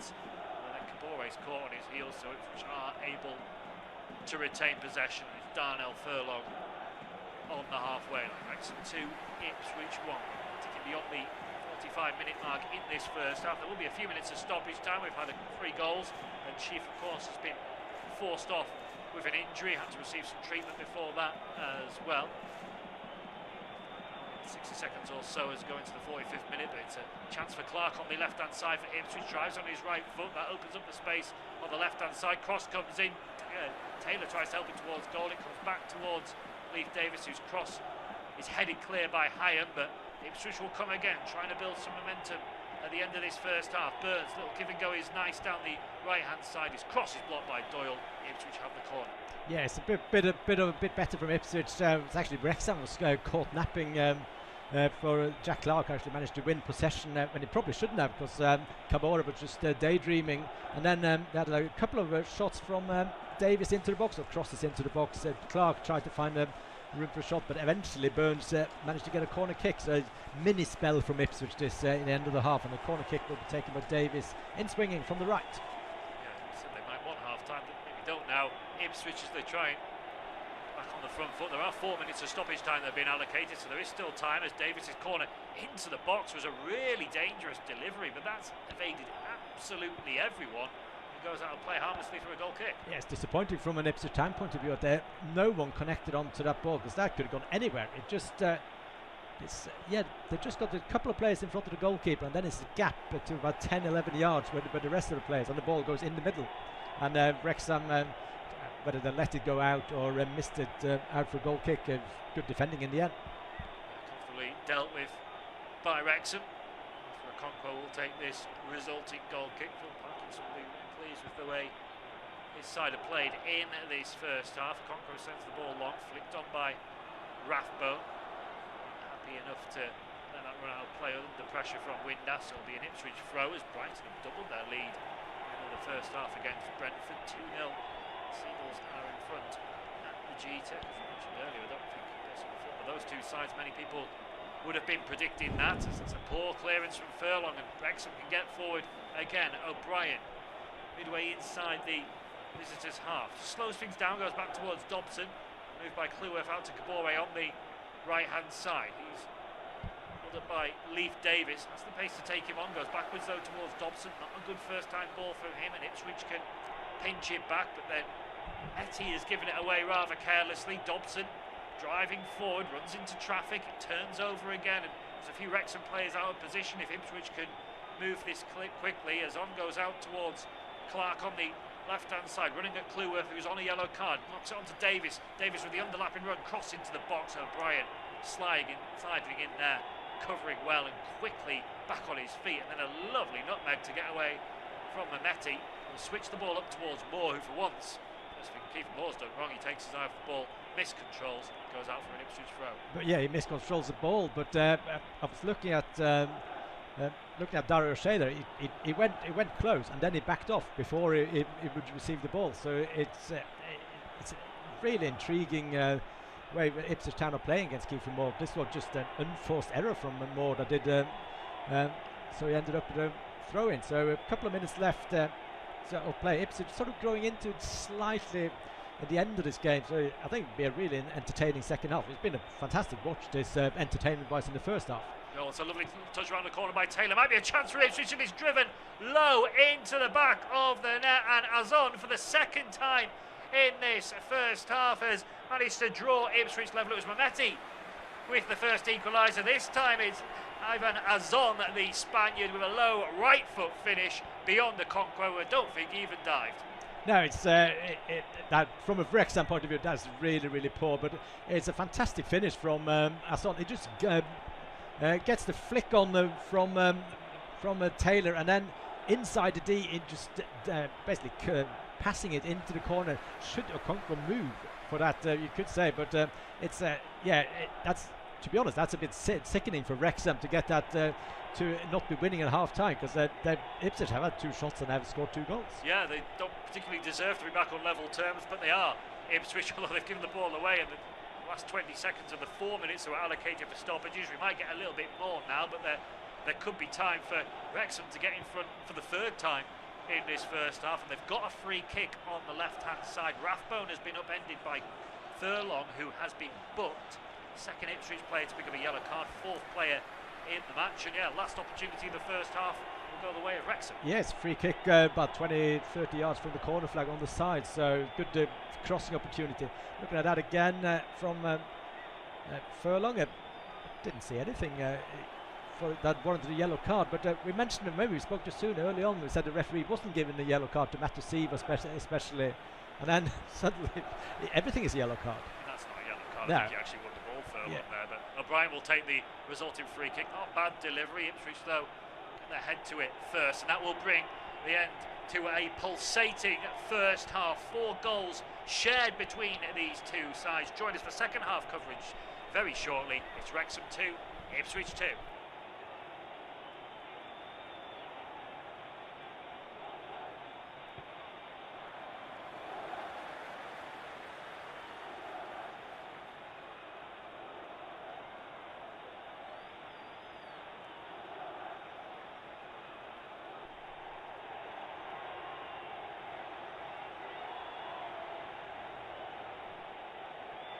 entertaining first half. It's Wrexham 2, Ipswich 2. Ipswich fell behind in the 6th minute. Kiefer Moore with a rocket from Wrexham. Left foot into the roof of the net. Equaliser came from Anis Mehmeti, his first goal for Ipswich on 20 minutes. Wrexham were back in front with Josh Windass's close range header on 37, but on the stroke of half time, Ivan Azon equalised for the second time for Ipswich. At the break, it is Wrexham 2, Ipswich 2. Very entertaining first half. Kiefer Moore rocketed Wrexham in front on 6 minutes with a great left foot strike. Ipswich equalised on 20. Anis Mehmeti scoring his first goal for the club from close range. Josh Windass restored Wrexham's lead on 37, a close range header from a Moore cross. But in first half stoppage time, Jack Taylor set up Ivan Azon, who equalised for Ipswich for the second time. It's 2-2 at the break. At the break, it is Wrexham 2, Ipswich 2. Very entertaining first half. Kiefer Moore rocketed Wrexham in front on 6 minutes with a great left foot strike. Ipswich equalised on 20. Anis Mehmeti scoring his first goal for the club from close range. Josh Windass restored Wrexham's lead on 37, a close range header from a Moore cross. But in first half stoppage time, Jack Taylor set up Ivan Azon, who equalised for Ipswich for the second time. It's 2-2 at the break. At the break, it is Wrexham 2, Ipswich 2. Very entertaining first half. Kiefer Moore rocketed Wrexham in front on 6 minutes with a great left foot strike. Ipswich equalised on 20. Anis Mehmeti scoring his first goal for the club from close range. Josh Windass restored Wrexham's lead on 37, a close range header from a Moore cross. But in first half stoppage time, Jack Taylor set up Ivan Azon, who equalised for Ipswich for the second time. It's 2-2 at the break.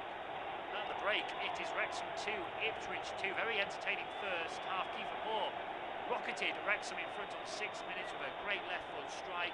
Ipswich equalised on 20.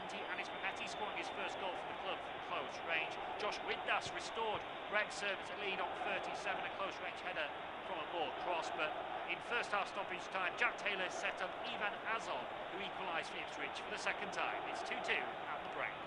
At the break, it is Wrexham 2, Ipswich 2. Very entertaining first half. Kiefer Moore rocketed Wrexham in front on 6 minutes with a great left foot strike. Ipswich equalised on 20. Anis Mehmeti scoring his first goal for the club from close range. Josh Windass restored Wrexham's lead on 37, a close range header from a Moore cross. But in first half stoppage time, Jack Taylor set up Ivan Azon, who equalised for Ipswich for the second time. It's 2-2 at the break.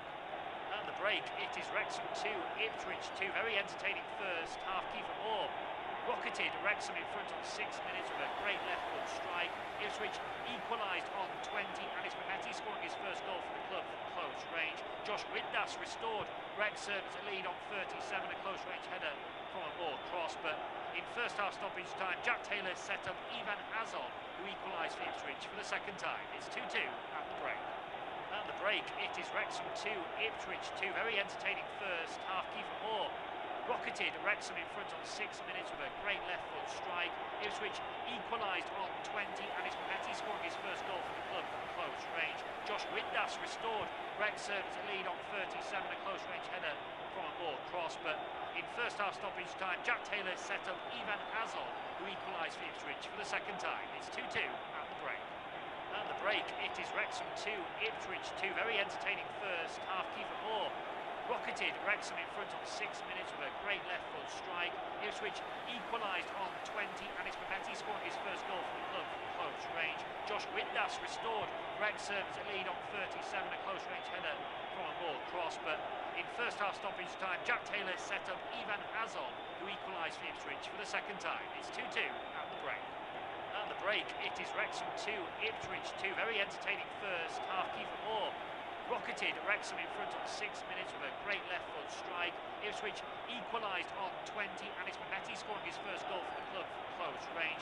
Josh Windass restored Wrexham's lead on 37, a close range header from a Moore cross. But in first half stoppage time, Jack Taylor set up Ivan Azon, who equalised for Ipswich for the second time. It's 2-2 at the break. At the break, it is Wrexham 2, Ipswich 2. Very entertaining first half. Kiefer Moore rocketed Wrexham in front on 6 minutes with a great left foot strike. Ipswich equalised on 20. Anis Mehmeti scoring his first goal for the club from close range. Josh Windass restored Wrexham's lead on 37, a close range header from a Moore cross. But in first half stoppage time, Jack Taylor set up Ivan Azon, who equalised for Ipswich for the second time. It's 2-2 at the break. At the break, it is Wrexham 2, Ipswich 2. Very entertaining first half. Kiefer Moore rocketed Wrexham in front on 6 minutes with a great left foot strike. Ipswich equalised on 20, and it's Mehmeti scoring his first goal for the club from close range. Josh Windass restored Wrexham's lead on 37, a close range header from a Moore cross. But in first half stoppage time, Jack Taylor set up Ivan Azon, who equalised for Ipswich for the second time. It's 2-2 at the break. At the break, it is Wrexham 2, Ipswich 2. Very entertaining first half. Kiefer Moore rocketed Wrexham in front on 6 minutes with a great left foot strike. Ipswich equalised on 20, and it's Mehmeti scoring his first goal for the club from close range. Josh Windass restored Wrexham's lead on 37, a close range header from a Moore cross. But in first half stoppage time, Jack Taylor set up Ivan Azon, who equalised for Ipswich for the second time. It's 2-2 at the break. At the break, it is Wrexham 2, Ipswich 2. Very entertaining first half. Kiefer Moore rocketed Wrexham in front on 6 minutes with a great left foot strike. Ipswich equalised on 20, and it's Mehmeti scoring his first goal for the club from close range. Josh Windass restored Wrexham's lead on 37, a close range header from a Moore cross. But in first half stoppage time, Jack Taylor set up Ivan Azon, who equalised for Ipswich for the second time. It's 2-2 at the break.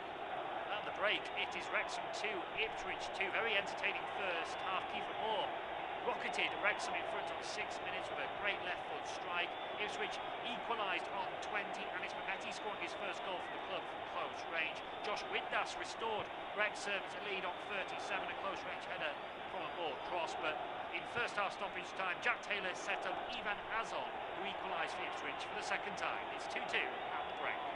At the break, it is Wrexham 2, Ipswich 2. Very entertaining first half. Kiefer Moore rocketed Wrexham in front on 6 minutes with a great left foot strike. Ipswich equalised on 20, and it's Mehmeti scoring his first goal for the club from close range. Josh Windass restored Wrexham's lead on 37, a close range header from a Moore cross. But in first half stoppage time, Jack Taylor set up Ivan Azon, who equalised for Ipswich for the second time. It's 2-2 at the break. At the break, it is Wrexham 2, Ipswich 2. Very entertaining first half. Kiefer Moore rocketed Wrexham in front on 6 minutes with a great left foot strike. Ipswich equalised on 20, and it's Mehmeti scoring his first goal for the club from close range. Josh Windass restored Wrexham's lead on 37, a close range header from a Moore cross. But in first half stoppage time, Jack Taylor set up Ivan Azon, who equalised for Ipswich for the second time. It's 2-2 at the break. At the break, it is Wrexham 2, Ipswich 2. Very entertaining first half. Kiefer Moore rocketed Wrexham in front on 6 minutes with a great left foot strike. Ipswich equalised on 20, and it's Mehmeti scoring his first goal for the club from close range. Josh Windass restored Wrexham's lead on 37, a close range header from a Moore cross. But in first half stoppage time, Jack Taylor set up Ivan Azon, who equalised for Ipswich for the second time. It's 2-2 at the break. At the break, it is Wrexham 2, Ipswich 2. Very entertaining first half. Kiefer Moore rocketed Wrexham in front on 6 minutes with a great left foot strike. Ipswich equalised on 20, and it's Mehmeti scoring his first goal for the club from close range. Josh Windass restored Wrexham's lead on 37, a close range header from a Moore cross. But in first half stoppage time, Jack Taylor set up Ivan Azon, who equalised for Ipswich for the second time. It's 2-2 at the break. At the break, it is Wrexham 2, Ipswich 2. Very entertaining first half. Kiefer Moore rocketed Wrexham in front on 6 minutes with a great left foot strike. Ipswich equalised on 20, and it's Mehmeti scoring his first goal for the club from close range. Josh Windass restored Wrexham's lead on 37, a close range header from a Moore cross. But in first half stoppage time, Jack Taylor set up Ivan Azon, who equalised for Ipswich for the second time. It's 2-2 at the break. At the break, it is Wrexham 2, Ipswich 2. Very entertaining first half. Kiefer Moore rocketed Wrexham in front on 6 minutes with a great left foot strike. Ipswich equalised on 20, and it's Mehmeti scoring his first goal for the club from close range. Josh Windass restored Wrexham's lead on 37, a close range header from a Moore cross. But in first half stoppage time, Jack Taylor set up Ivan Azon, who equalised for Ipswich for the second time. It's 2-2 at the break.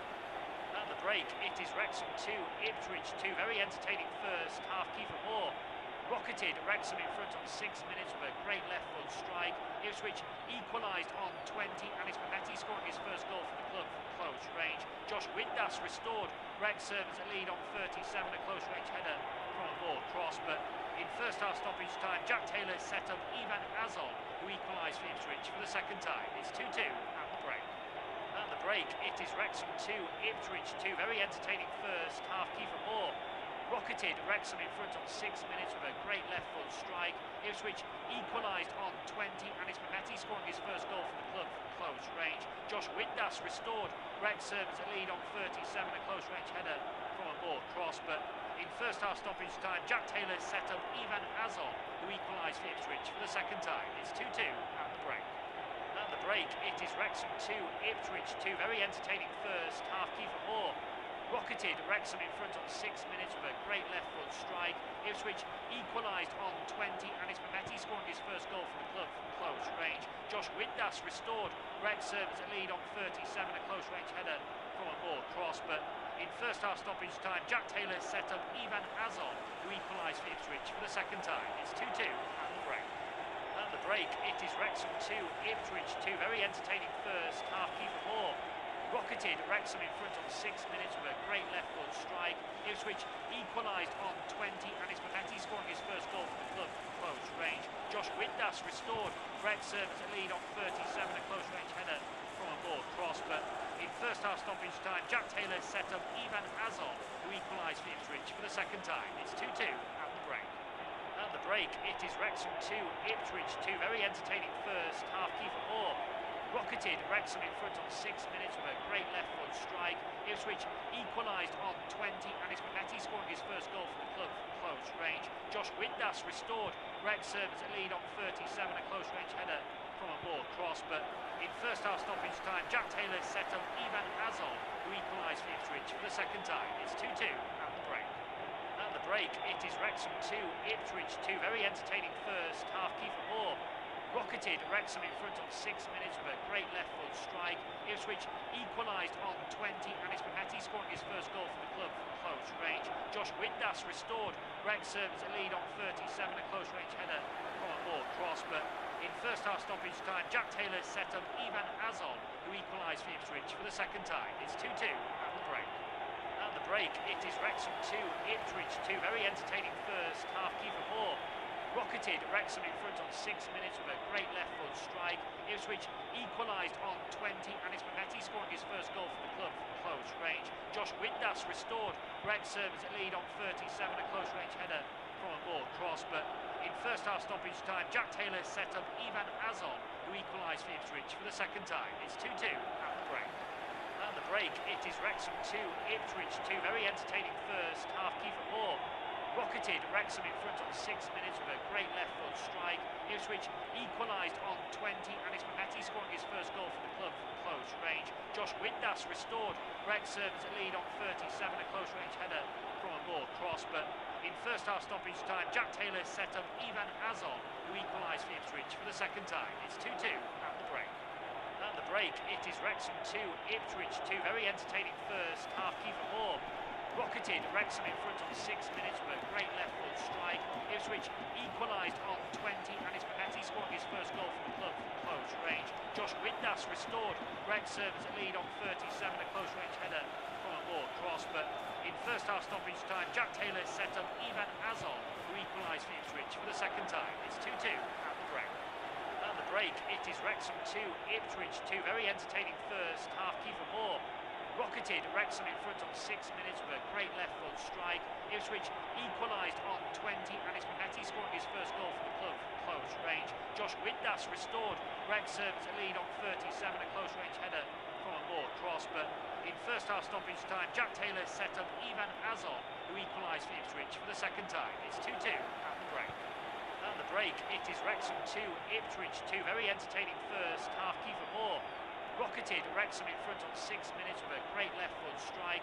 Ipswich equalised on 20, and it's Mehmeti scoring his first goal for the club from close range. Josh Windass restored Wrexham's lead on 37, a close range header from a Moore cross, but in first half stoppage time, Jack Taylor set up Ivan Azol, who equalised for Ipswich for the second time. It's 2-2 at the break. At the break, break. It is Wrexham 2, Ipswich 2. Very entertaining first half. Kiefer Moore rocketed Wrexham in front on 6 minutes with a great left foot strike. Ipswich equalised on 20, and it's Mehmeti scoring his first goal for the club from close range. Josh Windass restored Wrexham's lead on 37, a close range header from a Moore cross, but in first half stoppage time, Jack Taylor set up Ivan Azov, who equalised for Ipswich for the second time. It's 2-2 at the break. And it's a very warm welcome back to our independent off-tube studio commentary of this really entertaining championship clash between two of the promotion hopefuls, Wrexham and Ipswich. If you missed the first half, you've missed 4 goals. It's 2 apiece. Wrexham twice led, first through Kiefer Moore, then through Josh Windass, but on both occasions Ipswich have managed to draw themselves level, and it's Mehmeti scoring his first goal for the club, and then deep in first half stoppage time, Ivan Azov making it 2 apiece. So that's how it stands as we enter the second half, which is about to get underway at the racecourse ground. It's myself, Tom McGarry, and Eric Staniez talking you through the remainder of the game. And Eric, from a neutral point of view, we probably just want more of the same. Absolutely, it's been a terrific entertainment. Sometimes the tempo might have been better than the quality on show, but yeah, it's great entertainment, especially Wrexham. They've taken the game to Ipswich, and they are quite unlucky to not be leading this game. Ipswich with twice coming back, but quite, from a Wrexham point of view, very easy goals to score. But yeah, the intensity of Wrexham, really impressed by it so far, and they basically bullied Ipswich, and nothing wrong with that. That's the way you have to play, and with Kiefer Moore and Windass up front, they can always create a chance. Yeah, they've got that physicality and that work rate, and that's a good effect in the game so far. Kiefer Moore probably the standout player so far. No changes made by Phil Parkinson or Kieran McKenna at the break, so it's as you were in terms of the 2 starting 11s. Wrexham have Arthur Okonkwo in goal, a back 3 of Max Cleworth, Dominic Hyam and Callum Doyle. Cleworth and Doyle are both on yellow cards. That's something to watch out for on both teams. Issa Kabore and George Thomason are the wing backs. Lewis O'Brien and George Dobson, who came on for Ben Sheaf in the middle of the park, Ollie Rathbone and Josh Windass supporting Kiefer Moore up front. For Ipswich, Christian Walton is in goal. Darnell Furlong, Dara O'Shea, Cedric Kipra and Leith Davis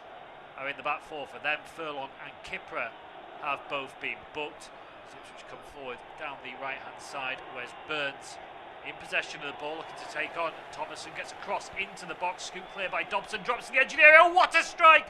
That is from Cedric Kipra, the central defender, venturing forward, and he took that in sensational fashion. And for the first time in this game, Ipswich have got their noses in front. But it's just basically the cross in from the right hand side.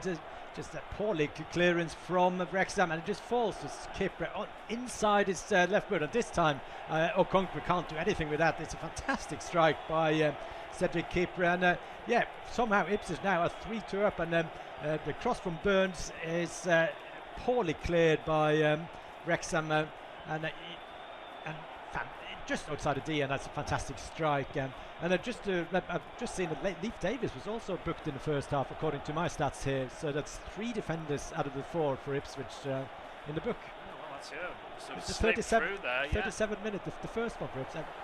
Yeah, we've seen that one come through, but Leith Davis has been booked as well. Then we'll double check that as well. It doesn't look like Davis has been booked. So Davis, Kipra and Furlong on yellow cards. Kipra just scoring that fantastic goal. I think Wrexham, when the ball dropped to Cedric Kipra, they were probably thinking, yeah, go on, have a shot from there, we'll let you. But nobody was expecting that. We've done the back 4 for Ipswich. I was halfway through their team news. And Matasiwa and Taylor, middle of the park. Burns, Mehmeti and Clark supporting Azon up front. So 5 goals in this game already, but for the first time in the match, the visitors Ipswich are in front. Wrexham 2, Ipswich 3. How do Wrexham respond then in charted territory today and against Ipswich this season? In fact, Wrexham have never lost to Ipswich. This is the 3rd meeting this season. They've only met 4 times overall. The other one came in the FA Cup back in 1995. So there's not much to read into there. Yeah, it's Ipswich at the time was in the Premier League and lost 2-1 to Wrexham that game. And now Ipswich going forward. Jack Taylor, very impressive today for Ipswich in the middle. Yeah, works the ball out to the right hand side. Burns brings it under control. He's got support from Furlong. Didn't use him in the end and attempted to flash it in early to the penalty area. Maybe a little bit too over eager to get the ball in Wes Burns, and it goes behind for a goal kick. But good intent from Ipswich at the start of this second half, and of course highlighted by the goal from Kipra. Yeah, they got the late goal in the first half to get into 2-2. Fortunate, and then they've been a better side the first 4 minutes, so you can't really analyse too much in the second half. But they've been on the front foot in the second half. Ipswich got a goal, and it's now for the first time Wrexham needs to obviously basically take the game to Ipswich because they actually need a goal. Ipswich are very good in the transition, so that there will be chances for Jack Clark, Burns, and then Taylor to sort of, and Mehmet in particular, to carry the ball forward with a bit of probably quite a few chances for an overload. Good start to the second half for Ipswich elsewhere as well, because Millwall, who were above them in the table, have fallen behind at home against Portsmouth. So live standing, Ipswich will be moving back up to third. Middlesbrough in second, still being held at home by Oxford and Hull as well in the promotion race. They've already been beaten today at home against QPR. Coventry, the leaders, were winners though against West Brom. Ball forward now with the defence. There is Clark, who works it nicely out to Azon on the left hand side. He's got space. Even Azon cutting in on his right foot, looking to potentially get a shot towards goal. Angle's not quite there, so he offloads it instead to Mehmeti. Backed up by Furlong on the right hand side. Back to Anis Mehmeti, corner of the penalty area. Can Ipswich work the ball into the box? Matasiwa gets involved, goes back out to Furlong. Got everyone back behind the ball, bar Kiefer Moore, just nullifying that space, and Ipswich reluctant just to fling it into the mixer. He's the only one in there against three big centre halves, as Burns trying to get some change down the right hand side, but he run out of room in the end, and was a promising attack at one stage. Ipswich just slightly petered out there. Yes, it ended up absolutely nothing. It started with a good turn from Jack Clark in the middle. Hassan had acres of space in the middle. What he tried to do, he tried to go infield, find that room for a shot on goal, but never got the space to shoot, and then eventually he ends up with an attack that ends up with a corner flag. Disappointed from the Ipswich point of view.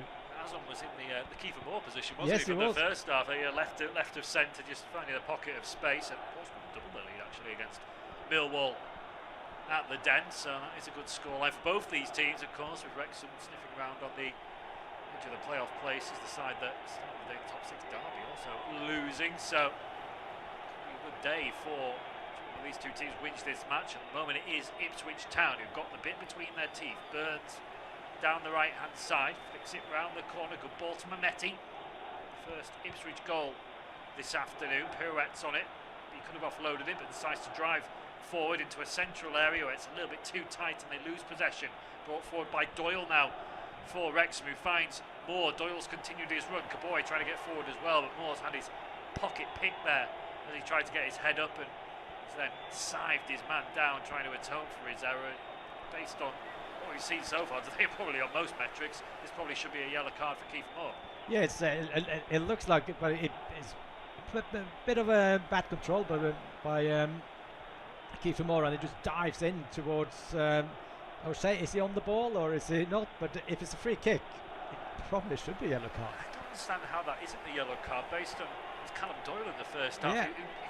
He touched his man with the arm ever so slightly and he got a yellow card, and that was Ipswich breaking forward. It was stopping an attack from that point of view, so I'm not 100% sure on the logic behind that, but Moore gets away without a yellow card against his former club as Clark in a tight position goes back towards Christian Walton. Again, a bit nervy from an Ipswich perspective, but they've worked it forward now, and there's a bit of a wrestling match going on between Kabore.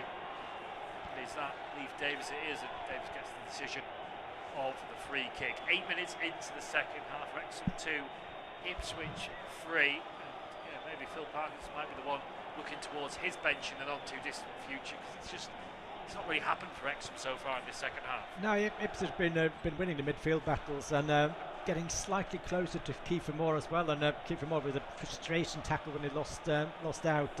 Obviously, it's pretty easy to go into a team to don't let Kiefer Moore have 5 yards every time he gets the ball. That was happening in the first half. They're getting a lot of space in midfield now, and Mehmet is getting on the ball a lot. Taylor is running the show a bit, so Wrexham got to be careful now not to concede a fourth, and then possibly the game is over.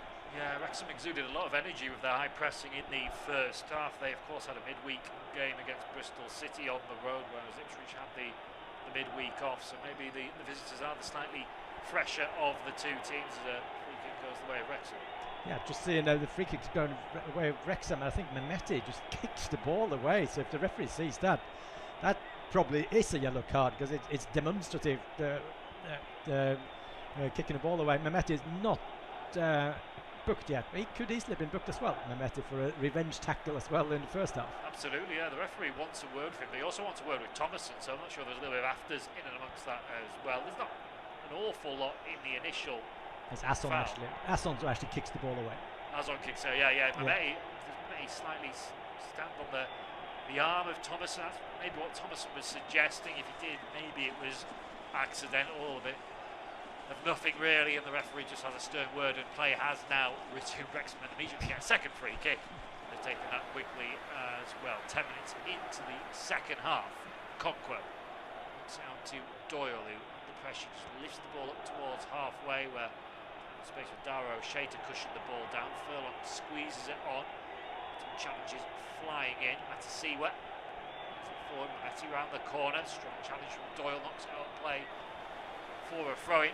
So maybe just trying to G themselves up once again, get maybe a bit angry so they can re-find or rediscover that intensity that they had for large spells in the first half. It's more the intensity. I think Ipswich are slightly more on the front foot when they receive the ball, and the intensity is more of, I'm just going to say that, the press, and they win the ball. This is a chance for Wrexham. Yeah, Matasiwa is giving it away really carelessly. Might be an opportunity. Rathbone trying to squeeze it into more inside the penalty area. Doesn't quite come off, and Ipswich can hack the ball clear, but trying to play their way out from the back. Ipswich Town there, and Matasiwa played a blind ball that really should have ended up putting his side in more trouble than it did. Yeah, it's a good press from Wrexham. First time they actually got an overload on the left hand side, and Ipswich just trying to triangulate, play themselves out of the back. Yeah, it's good recovery defending for Ipswich. Another yellow card is being given out. We need to get sort of a calculator out here to find out how many cards it's been. And now it's Mehmet. Eventually, he's been asking it for a long time, getting the yellow card.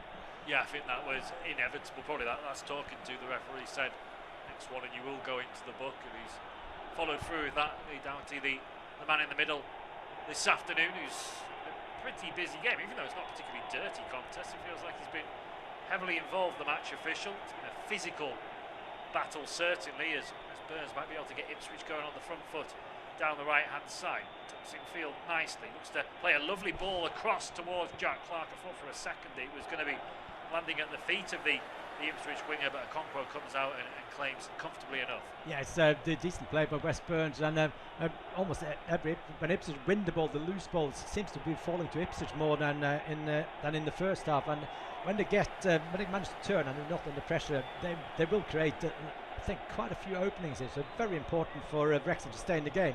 Wrexham obviously had a half chance now when they broke the Ipswich playing out of the back just now. So they just need to hang in there at the moment. That's turning on the ball in the middle of the park. Plays a lovely ball around the corner. Thomason drives towards goal. It's into the side netting, helped round by Christian Walton. I thought for a split second, and I imagine quite a few people as well at the racecourse ground might have felt that nestled in the back of the net, but it is only a corner. I think it's actually possibly offside instead. Let's have a look at that again, whether it's offside or it's a save by the goalkeepers. I think it might have been given offside. He's making his way back towards the halfway line, Thomason. It's a corner kick. Yeah, Thomason would be one of the plays that would hang back. So it's an opportunity for Wrexham on this set piece. Rathbone, it's a deep one towards the far stick, one in the air by Cleworth and helped towards goal and over the top, but then Callum Doyle was clattered into by Christian Walton. Wrexham are incensed. They want a penalty. I would hazard a suggestion that if that was an outfield player clattering into Callum Doyle, the referee would be pointing to the spot. But Walton, as a goalkeeper, looks like he might be getting away with it. Yeah, it's one of those where the goalkeeper the ball is headed by the attacker, and then the goalkeeper clatters into it afterwards. So one thing maybe is the ball out of play? Is it out of play when the foul happens? So if we look again, the ball is in play. So obviously it would be, he can blow for a foul, and it's one of those. It would never. If that was never ever a foul in the good old days, because you managed to get the shot or the header on the target. So not penalty not given, and now it's a yellow card given to, is it Rathbone this time getting a yellow card? It's just going to be a card crazy this game, but Ipswich got away with one there. Yeah, it is. Might well be Ollie Rathbone who's picked up a yellow card there for something he said. He's been booked there, just getting confirmation of that. But he punched him, two-handed punch in the face there. Absolutely, it's absolutely shocking goalkeeping, and the goalkeeper's down injured now. That's just tactical, just to diffuse the situation. So Rathbone is getting booked because of protests, and it's a weird decision. But Ipswich really got away with it because it's a needless challenge because the ball is going over the bar. It is, yeah, and it comes to, he was too slow coming out in the first place, perhaps. And we've seen this a lot up and down the leagues, aren't we, this season, with goalkeeping tactical timeouts, if you like, to receive treatment. And the referee, to his credit, he's trying to hurry things along. I'm bewildered that he hasn't pointed to the spot for that challenge, although you do see goalkeepers get away with those probably more often than not, really. I think most likely, if that's been the Premier League, it wouldn't be given, but then VAR might give it, because it's something. Basically, he got the shot on, so it didn't really affect the sequence of play. But you can't just go and punch people in the back or in the face. So it's a really weird one. They definitely got away with one there. Yeah, and it is a slightly unwritten law, isn't it? We see with defenders sliding in to get last-ditch challenge, and they wipe out the attacker after they've had the shot. It's like, well, that doesn't count, but I mean, it is still a foul. We're looking at a referee giving a yellow card earlier on as well. Just West Burns. Is that the West Burns? Yeah. I think it was a tackle in the lead-up to that corner kick that was given. So another yellow card. I make that 3-5 for Ipswich and 3 at least for Wrexham, as Doyle's received treatment, Walton's received treatment. Walton's still on the field. Obviously, a goalkeeper doesn't have to come to the sidelines, but Doyle has had to come across temporarily. So Wrexham down to 10 men for the next few seconds. Millwall have pulled the goal back, I should say, at home against Portsmouth. They trail 2-1 now in that game. Match Wrexham 2, Ipswich 3. That commotion with the penalty shout is taken as beyond the hour mark. Switch to come forward down the right hand side. Burns now on a yellow card, goes into Matasiwa. Son takes over. Back towards Kipper, whose fantastic strike separates the two sides as it stands. To the left it goes, and they'll venture forward again. Ipswich Town, and there's some loose control there on that left hand flank, and go out to play off Jack Taylor for a Wrexham throw-in. Maybe just the delay taking the sting out of proceedings for momentarily. Ball forward there. Go over the top of Kiefer Moore, and Ipswich can tidy up. Yeah, just looking at a long ball up to Kiefer Moore. Then Dara O'Shea is right in his back, and that's how you defend against Kiefer Moore. You make sure he doesn't win the ball. It's not that you have to you head the ball forward yourself, but you know the ball goes over both of them. That's the job done. So Ipswich have done. They obviously that wasn't tactical. It was just very poor from Ipswich in the first half against Kiefer Moore, giving him that much space. So. Better from Ipswich defensively in the second half, and will they manage to get the fourth goal and get a bit of daylight, or Wrexham probably growing into the game a bit now? So it's a really hard game to call this. Yeah, you feel like there probably is at least another goal in the game. There's attacking quality out there from both teams. If Ipswich were to get it, you probably would say that would be the points wrapped up, but Wrexham will fancy getting back on level terms. Walton ball at his feet. It's a sign of relief that he didn't give away a penalty a few minutes ago, as he picks the ball up, then puts it back down before he looked to send it forward. There's a decent travelling support in attendance for Ipswich from the southeast to the northwest of Wales, as they're coming together now. And another yellow card. This time it's Dominic Hyam who has been booked for Wrexham for, I mean, slightly off the ball, that going into Ivan Azon. Yes, I think basically now it's a yellow card for every single challenge. I'm not sure if that's a yellow card, but he kicks his back with his leg, but you can't give a yellow card for every challenge. I think he was holding on afterwards as he was almost trying to spin round, so he's maybe stopping the ball come back towards as on in defence of the referee there. We're going to see a couple of changes being made. Ollie Rathbone and Issa Kabore are both going to come off for Wrexham. I think that's Nathan Broadhead is one of the players who's going to come on again, a former Ipswich player. Yes, he did start against Bristol City in the week as well, and we've also got Ryan Longman coming on, so he'll play in the Kabore position as the right wing back, and Broadhead will probably be a slightly more attack-minded supporter man more than Rathbone was. Yeah, Brother is attacking player, can play as a number 9, and he's played at a lot of Ipswich fans that didn't agree with the sale of him, and if he didn't sell him, I think he might have started as a number 9 today for Ipswich, if that's how Ipswich have been lacking in the number 9 position. But so lots of ex-Ipswich player on this, and now Jack Clark goes into the area. Pulls it back towards the penalty spot. There were no takers in the Ipswich away shirt. Wrexham able to clear the ball away. It's a slightly problem position, isn't it, centre forward for Ipswich, because none of as long as not scored that many. George Hurst was really hit in the week. His confidence is low due to a lack of goals. Tuba Akpom as well. It's been all the likes of Jack Clark, Philogene when he's fit, have been scoring the goals. We'll come back to that because Wrexham are breaking forward. Referee plays a good advantage. Might be a chance for a strike on goal that was taken by Broader. Comes to the left hand side and it's sent into the back of the net. He's had a couple of sighters in this game, but George Thomason rifles the ball in at the near post. And with 25 minutes left to play, it's Wrexham 3, Ipswich 3. Yeah, it's a decent, it's a good break from Wrexham going forwards to what I think it's the first. I think it's the Winders are trying to get a shot on goal from outside the area. Falls for Thomason. It's now it's actually Broadhead with a shot on goal. It deflects out to Thomason and out left-footed. Fantastic strike for Thomason and. It's a lucky goal, but if you shoot on goal, you get a chance, and it's 3-3.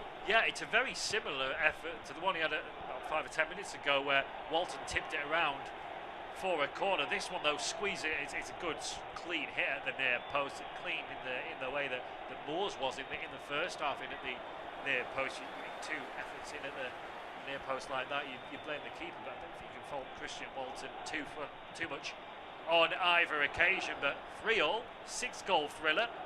Still over a quarter of the game to go. Yeah, still over a quarter of the game to go. And but Wrexham have been growing into the game, and I think the physicality of Wrexham, maybe getting a few yellow cards, has sort of spurned them on a bit and stopped Ipswich, the flow of Ipswich. Because after the goal, Ipswich looked like they might get a 4th. Now it's all up in the open, and Wrexham is on top. Yeah, Wrexham asking the questions at the moment and looking at maybe the more likely of the two sides to go on and score goal 7 of this game. One of the substitutes, Ryan Longman, taking this throw midway inside the Ipswich half. He'll go backwards though to Hyam, back to Okonkwo, who first time launches the ball forward over the head of Kiefer Moore. O'Shea stretching, gets there for Ipswich. The second ball dropped to Moore, who was just about squeezed it out to the left hand side, where it's kept in by Thomason. Little flick from Broadhead, didn't quite come off. He's then fouled at a Siwa. Will be a free kick to Ipswich. There's a kind of apology there, but now it's Ipswich's turn. They may have to look towards their substitutes bench to try and swing the pendulum back in their favour. Yeah, normally Kieran McKenna he makes usually three changes at the same time at this time of the game, so obviously there's a lot of quality on show. Nunez is back on the bench after injury. He's been arguably Ipswich Town's best creative player this season, not for goal scoring, but the way he plays in midfield. And Dan Neil has not played much after Sunderland, and then McAteer on the right. Kayusti can come in. There's a lot of quality. Ipswich basically have 2 really good championship teams, but they haven't got the extreme quality that so they can go on and win the game. But that's another shot from Wrexham straight at the goalkeeper, and good chance that for Broadhead again. Yeah, he's heavily involved since coming on. He seems to be picking up that pocket of space in the kind of number 10 position. It's where the goal for Thomason came from, and in a not too dissimilar position there. He the effort there from Broadhead. Probably should have produced a better strike in the end. A comfortable save for Walton, but Ipswich need to switch on to that. Quite open in the middle of the park, both teams really, throughout this game, which is why it's been a very entertaining watch really, and an end-to-end, as Portsmouth have got 3-1 up now against Millwall at the Den. Again, a good result for these two sides as it stands.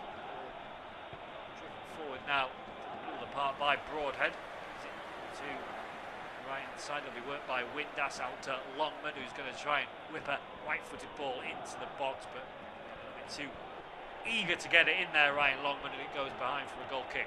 Yeah, I think Ipswich Town will make substitution rather sooner rather than later. Play like Jens Kajuste will possibly come on to the pitch on that. They're making 3 changes at the moment. So Dan Neal is coming on in the middle of the park for Jack Taylor, and no, I think maybe Jack Clark, usually substituted by Philogene, but Philogene is not part of the game, but now so he might stay on the pitch. Neal's come on for Taylor, as you say. Nunez is replacing Mehmeti as the second change. Like for like, both of them. Yeah, Mehmeti on a yellow card as well, and has felt the wrath of the referee on more than one occasion. And it's Casey McAteer, who was also coming on. Wes Burnt, again another player on a yellow card. So they're not ripping up the playbook with this triple change at Ipswich Town, but it's fresh legs in 3 different positions. It's fresh legs, and Dan Burns arguably is not back to full fitness after a lengthy injury setback, which about 7-8 months he was out. So yeah, like for Ipswich, just fresh legs. Yeah, absolutely, and looking to use those fresh legs in the remaining 20 minutes or so of this game, but they're doing some defending at the moment. Leif Davis under pressure from Longman, who pinches it back really well. Low ball into the box. Moore controls, gives it back to Longman, who wasn't expecting it. It's probably not a great decision that from Moore, and he knows it as he drops to his haunches. Davis, who made the mistake initially, brings the ball clear, can't find a teammate down the line. It ricochets way, and then the other, Matasiwa, actually does well under pressure to flick it around the corner. And Furlong now, with a bit of time on the ball, can bring Ipswich forward with the help of the newly introduced substitutes, Casey McAteer. Leicester City player gives it to Matasiwa. To the feet of Dan Neal, who's victim of Sunderland's success, helping them to promotion, captaining the side to promotion last season, but barely got looking over the first half of the campaign. He's on loan at Ipswich, isn't he? It's not a permanent move. It's so a loan for the rest of the season, yeah. Yeah, so he'll be hoping to secure promotions from the Championship for the second season in a row. As Ipswich come forward, Jack Clark outside the right boot, ambitious ball, easily cut out by Cleworth. Clark will try and get to the pieces, but it's held off by Ryan Longman. Possession for Wrexham, gives it to O'Brien, a poor return ball though from Lewis O'Brien. There are 1 or 2 leggy players out there, it would seem. There certainly is, and both teams, a couple of unforced errors. First with Jack Clark giving the ball away, and then Bryan with just ridiculous pass out of play when it's a 5-yard pass. So yeah, it could be some interesting situation with the heavy legs. I think the pitch is pretty good, but it has been raining a lot everywhere on the island, so it's not as bad as it was earlier when there was a game at Swansea when it was a bit puddly on the pitch, but so far it's holding okay. But now, just to say that, it's a slip, and it's another unforced error, this time by Nunez. Yeah, Nunez there is slipping on the ball. Maybe he hasn't the right footwork on for the surface as he just entered the fray, but that's gone straight out of play for a Wrexham throw, so they can try and keep the pressure on inside the Ipswich half. Kevin McKenna, just camera panning to him, and he's beckoning another substitute over, it would seem. So another change in the offing for Ipswich. Both sides have made 3 substitutions so far, so 2 apiece left as Thomason with the ball for Wrexham down the left-hand side. And coming field now to George Dobson, who was a player introduced in the first half of the injured Ben Sheath. Come out to the right-hand side. For Longman, who's been lively since coming on. Backed up by Cleworth. Dobson once more, drops his shoulder, gives it back to Max Cleworth. That's worked nicely by Wrexham. Back towards Windass. Windass, 30 yards from goal, gives it to Broadhead. Broadhead will move it on to Thomason. Back into Windass. See a stride towards goal if he can find the space. Instead he has to go back out to Thomason. It's patient from the home side, passing around the edge of the Ipswich penalty area. Ipswich have 9 outfield players behind the ball. In fact, all 10 outfield players are behind the ball there, even as on pressing inside his own half. But Wrexham maintain possession of the football. Callum Doyle out to George Thomason. Now there is a little bit of space. Cross into the box, just too far in front of Moore. Might come to Longman. Davis makes sure that's not the case, but it will be a Wrexham corner. Yes, a teasing cross in from Thomason on the left-hand side, just in front of Kiefer Moore. I thought maybe Walton could come and collect that one, but once it gets past there, Longman is waiting at the far post, and Davis just boots the ball out for a corner kick, and corner kick now from the right-hand side for in swinging it will be from O'Brien. So O'Brien puts his hand in the air, whips the ball in, left-footed deep towards the far post, and he's headed into the roof of the net, and Wrexham are back in front for the 3rd time in this game, and it's Callum Doyle who felt he probably should have had a penalty 10 minutes or so ago. This time he rises highest and puts the ball into the back of the net. Wrexham 4, Ipswich 3. Yeah, it's just a brilliant corner into the box. It's just delivery. But it's too much height on that ball for that to be a free header from an Ipswich Town point of view. But it's a towering header. Walton gets hands on the ball, but it just pushes into the back of the net. Looking at that again, it's into the danger zone and with his chest almost there, Doyle. So great. Is it a header? I think he gets his head. Yeah. It's Kipper who's closest to him. It doesn't really make a proper chance. Right, it's a header, yeah. He has to reach back slightly, Doyle. He's almost ran too far in advance of the ball and extend those net muscles and gets really good power on the ball and celebrates in front of the Wrexham fans, but Wrexham back in front. Yeah, back to where we were in the first half now, and well, Wrexham they've been dominating, especially since Broadhead came on the pitch for Wrexham, and now Ipswich go forward. With actually Hurst has come on the pitch now for Ipswich. Yeah, that must have been the player that was signalling by Kieran McKenna before that goal went in from Doyle, and he's replaced Ivan Azon. So again, a light-for-light change, centre forward for a centre forward. George Hurst, who's been struggling for goals of late and perhaps lacking a bit of confidence. If he can get a late equaliser or something more in this game, that should restore some belief. And who playing the World Cup this summer with Scotland, as a cross comes in from the right hand side for Ipswich by Furlong, chested down by the newly introduced Hurst. It'll be picked up by Clark into Kipper, who's already scored off the edge of the area. That's not a bad ball into the box. It's headed clear, comes to Matasiwa for Ipswich. He'll go back out to Furlong.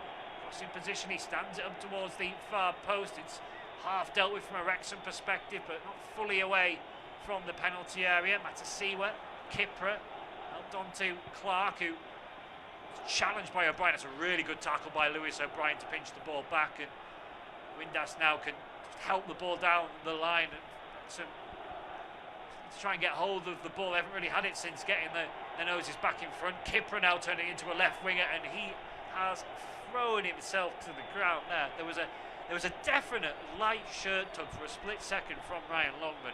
Kipper feels that, but for me, he just lets the legs go underneath him and falls to the floor. Yeah, Maybe it's an initial foul, but let's have a look at it again. It's a shirt tug, so if the referee gives a free kick, it's fine. But he feels it, and he can actually go on and get across into the box. Yeah. So it basically, it's a shirt pull. I need a free kick.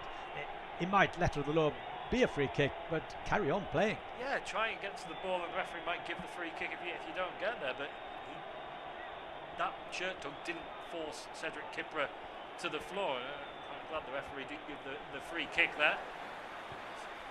Sent forward by Christian Walton long towards Hurst, who that might be a foul. Hyam just nudging Hurst underneath the flight of the ball and leaving him crumpled in a heap inside the centre circle. Free kick not given. The referee has blown, so Hurst can receive treatment. Hurst says, I don't need treatment, but gives the referee a bit of a mouthful for not giving the free kick.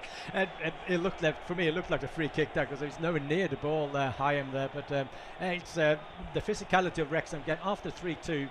The physicality of the Wrexham game has worked perfectly, because what you have to do against this Ipswich team, you have to be, you have to have intensity. You have to get stuck in, and player by player, the Ipswich team is worth a lot more than this Wrexham team. But that's why football is a great game, because it's not necessarily this silky skills that win every time.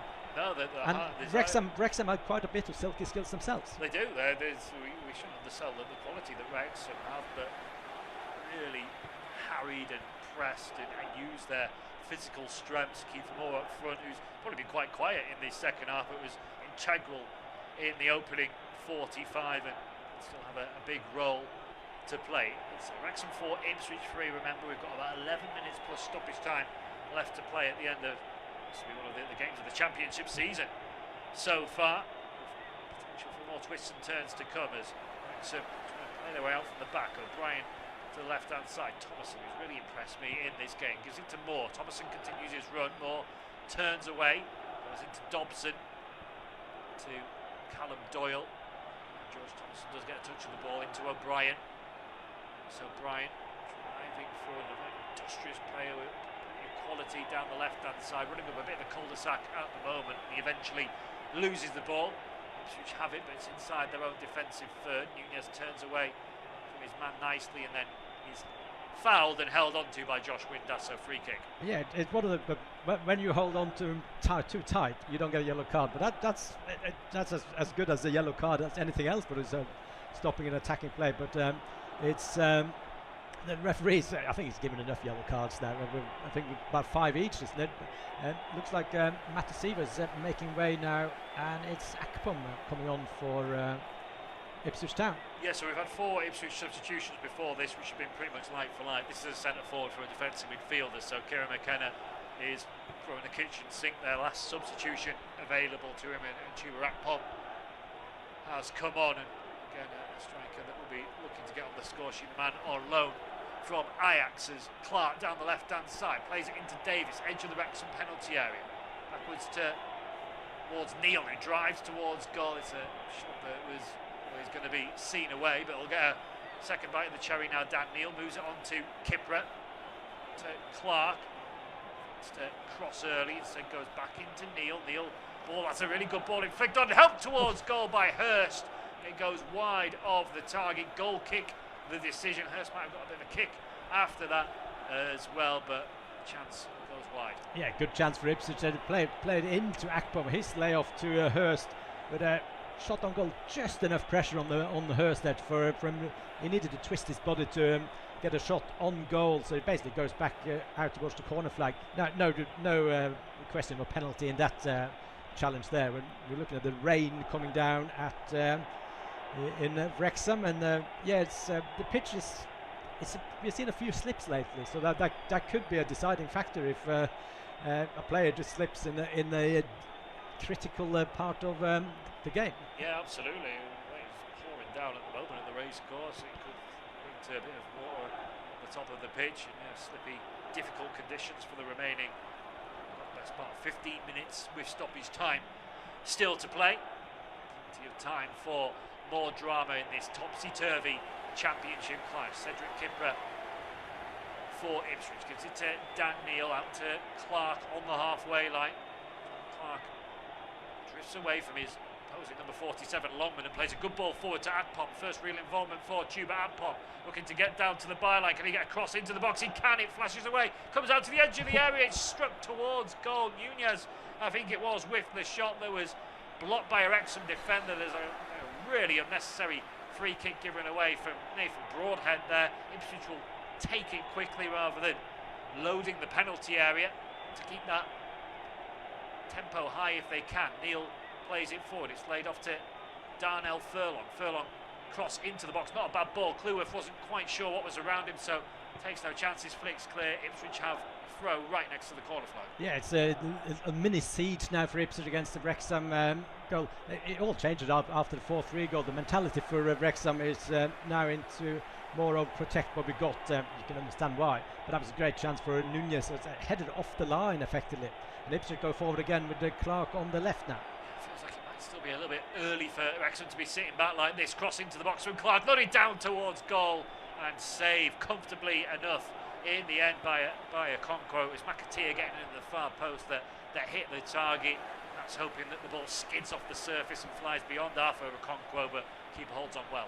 Yeah, it's I'm not sure if he actually tried to head it on goal. He needs to head it across goal there. Decent see the effort now from Nunez. That's going into the back of the net, but for Hyam's clearance on the line. Good play from Dominic Heimers. Now the ball at the other end. Broadhead, edge of the Ipswich penalty area, lays off. Chance towards goal. Curled. Saved by Christian Walton. Was that Windass with the curler with the right foot that looked like it was heading into the back of the net. Really good goalkeeping from Walton. And Wrexham almost had a 5th goal. Yes, a long ball, and suddenly they've got a lot of space going forward. Good shot on goal. It's a decent save by Walton. And again, it's Broadhead is involved in the setup to that goal. He's been fantastic after his when he was subbed on. But that's from Ipswich chance and end-to-end stuff. It's one of the games of the season. This is entertainment value 10 out of 10. Yeah, it's been absolutely superb, and I think we're going to see a Wrexham debut now for Zach Viner, who was signed from Bristol City during the January transfer window. Central defender who's had two fitness problems as well. He's going to come on to try and help see things out, and off goes Josh Windass, who's got himself on the score sheet. Could have had a second there, and another good afternoon's work for him. Yeah, that's obviously a tactical change for Wrexham. Get another defender on the pitch, and it's just to see this game out, and then obviously they have the chance on the counter-attack, and I'm pretty sure Wrexham will get more chances as Ipswich press for an equaliser. Yeah, they do. It's going to be a very intriguing 5 minutes plus stoppage time left to play. I don't think anyone will be leaving early from the race courses. That's sloppily given away by Darragh O'Shea to Kiefer Moore. O'Brien round the corner. Chance for Wrexham to score a 5th, and they have! It's Nathan Broadhead against his former club. Wrexham 5, Ipswich 3. Broadhead, he's certainly celebrating, and he puts his hands to his ears, cups behind there, and takes the applause of the Wrexham supporters. It looks like Wrexham are going to be beating Ipswich for the 2nd time in 8 days. And it's Darragh O'Shea. He just miscontrols it. He's not even under pressure from Kiefer Moore. It's one of those where Kiefer Moore just sees the bad touch and then wins the ball, plays it into eventually to Broadhead. It's O'Brien with it outside of the left boot pass to Broadhead into the back of the net. There's no way back for Ipswich now, can there? No, there isn't. It's a really good finish from Broadhead as well. Moore, O'Brien doing the legwork. He's been lively since coming on. Nathan Broadhead, perhaps with a little bit of a point to prove as well to his former club, and he certainly enjoyed scoring that goal. Yeah, it's as I said, with a lot of especially Ipswich fans didn't agree with the sale of Nathan Broadhead. He wouldn't play every game for Ipswich, but he certainly would be playing for Ipswich if he was still at the club. They obviously got £8 million for him, so it's significant money. Absolutely, and this level maybe worth taking if he was only going to play a bit part. Well, there are some Ipswich players leaving now. It's just suggesting no one would be leaving at 4-3 early, but yeah, perhaps even in this kind of mad game that we've had so far this afternoon, it's hard to envisage Ipswich scoring 2 goals to get back into it, but you never know. You never know, and Ipswich obviously they had a great chance to score 4-4, and but Wrexham, you've got to be so impressed with Wrexham, because they were not down and out at 3-2, but Ipswich had a really good spell, 10-minute spell after they scored after 49 minutes, and it looked like Ipswich could press on for 4-2, even 5-2, and then suddenly Wrexham, again, the intensity which Ipswich haven't not been able to cope with. It's Wrexham so basically winning the ball from 50-50s. That's how the 5th goal came, with Kiefer Moore just stealing it from Darragh O'Shea. Terrible defending by O'Shea, but I wonder what Jacob Greaves is thinking on the bench for Ipswich now. He might be getting ready for the next game, because there might be 1 or 2 changes, certainly from a defensive point of view, by Kieran McKenna. We've had all the goals in this second half in particular. There hasn't been many in the Premier League, but one has just gone in. Aston Villa 1, Leeds 1 as Moore might be in behind. He started the scoring, trying to drive into the area, very half-heartedly appealing for a penalty there against Kipra. Play goes on, and Ipswich breaking forward. Atpom is hauled to the ground by George Dobson. That has to be a yellow card, can't be any questions about that. Yeah, it's just taking one for the team there and just stop Ipswich potentially getting a goal back. Looking at that, it's clearest yellow card ever. It's one of those. It's part of the game, because you know you get a yellow card. You know grabbing someone like that and just holding on to him as well. It's never going to be more than a yellow card. Well, he grabbed him, tried to foul him with his legs, still couldn't stop him properly, so then grabs him again. I mean, it's the most obvious yellow card you will see all season. Ipswich will try and get this ball into the penalty area from the free kick. Davis whips it in. It's not a bad ball, nodding down. Might be a chance towards goal. A shot comes in. It hits the hand. Does it of a Wrexham player? Ipswich claim penalty. Referee says no. Cross comes in. Okonkwo can claim underneath his own cross, but it may have hit the hand of the Wrexham defender that was getting a block in there, but it was from point blank range. Yeah, even if the letter of the law said that might be a penalty, you should never give a penalty for that, in my opinion, basically. If I set the rules, because it's from 2 yards away, and it may hit his arm. So I'm glad the referee didn't give that one. Yeah, I think it was Thomason who had his arm slightly up, but he was very close to the ball. Probably that replay actually.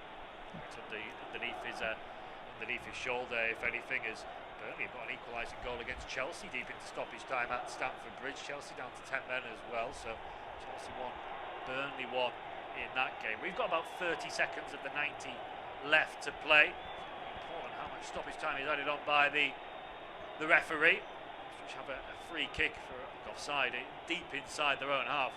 They need to get the ball forward quickly. They need 2 goals if they're to take anything from this game. Cedric Kipra works the ball to Dara O'Shea. Now Nunez dropping deep to get involved. Plays it to Davis. They've got it to the halfway line. Ipswich. Clark will take over. He's really been involved for all the attacking quality and moments we've seen in this game. Jack Clark's actually been quite quiet as the ball switched out to the right hand side. Very difficult one to bring under control there for McAteer, and it goes out of play for a goal kick. We'll now find out very shortly how much stoppage time will be added on.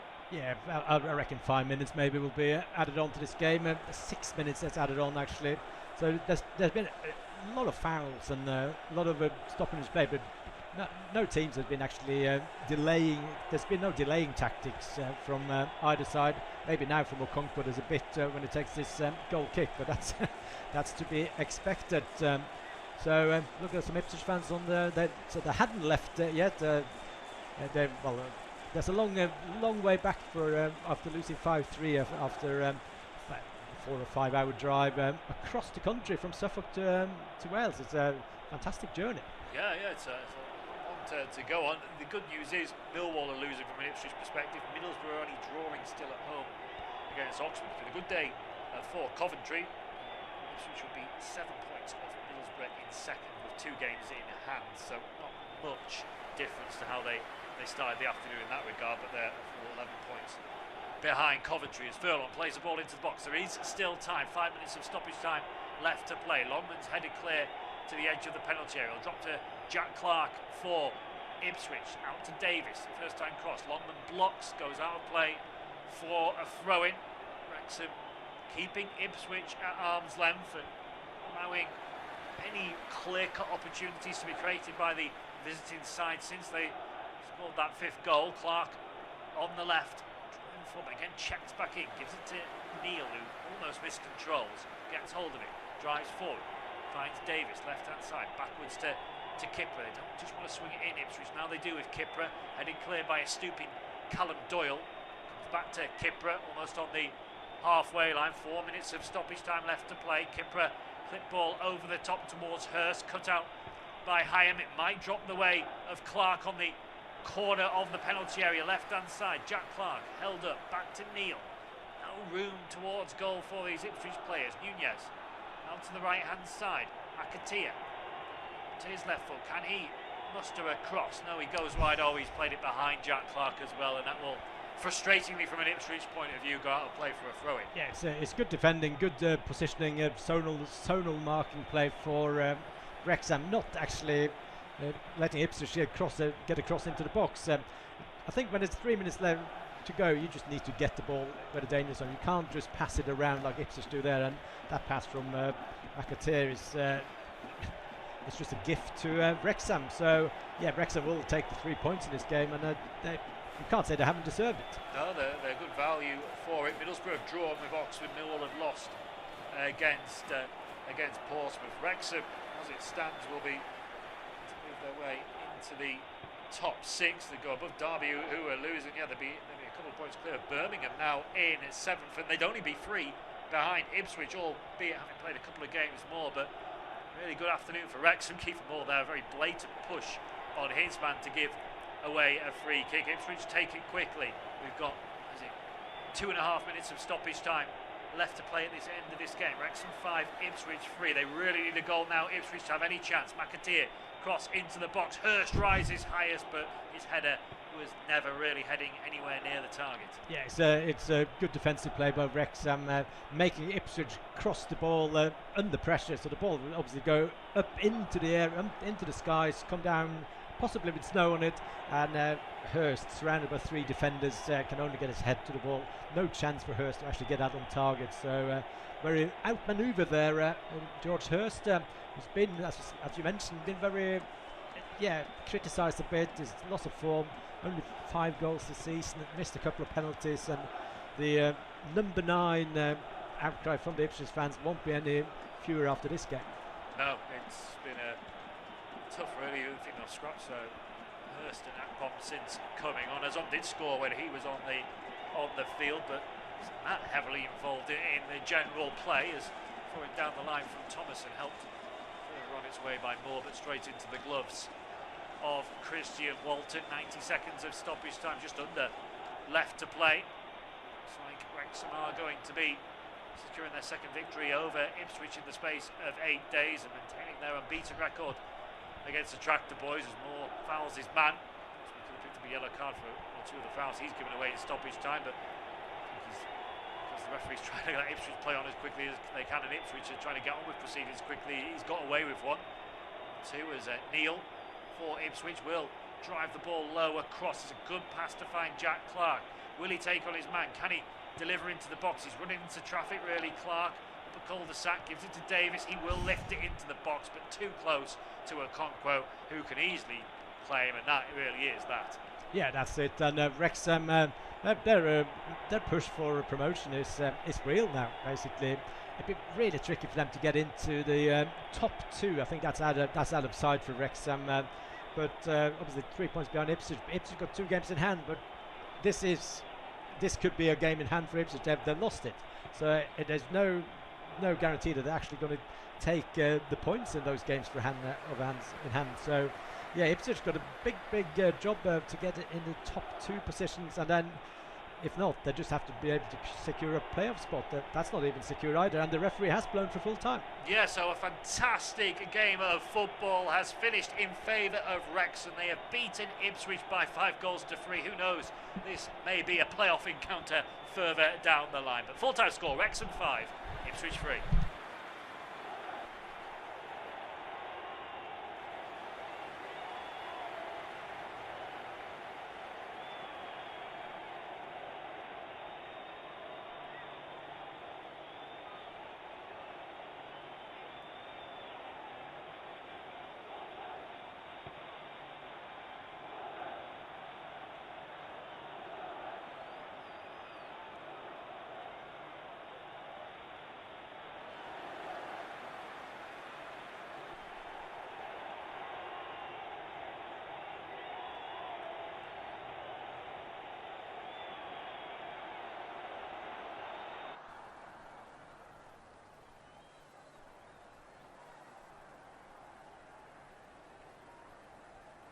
Our next football commentary match is getting ever nearer, so why not take the opportunity of having a bet on the match?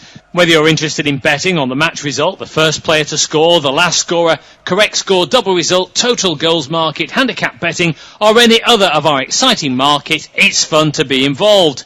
Don't forget, when the match kicks off, you can sit back and enjoy superb independent studio commentary while also enjoying our in-play betting opportunities. Good luck.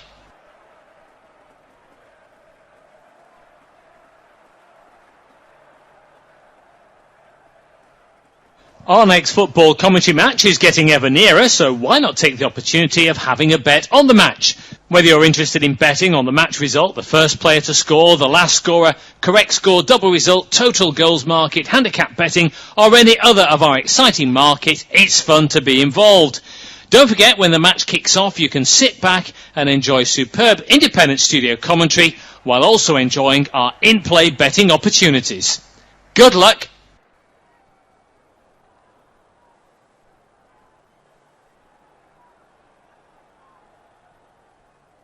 Our next football commentary match is getting ever nearer, so why not take the opportunity of having a bet on the match? Whether you're interested in betting on the match result, the first player to score, the last scorer, correct score, double result, total goals market, handicap betting, or any other of our exciting market, it's fun to be involved. Don't forget, when the match kicks off, you can sit back and enjoy superb independent studio commentary while also enjoying our in-play betting opportunities. Good luck!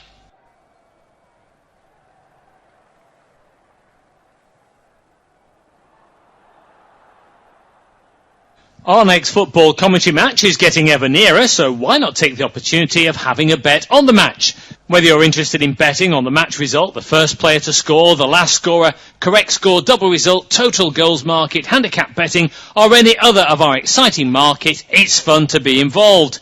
Don't forget, when the match kicks off, you can sit back and enjoy superb independent studio commentary while also enjoying our in-play betting opportunities. Good luck!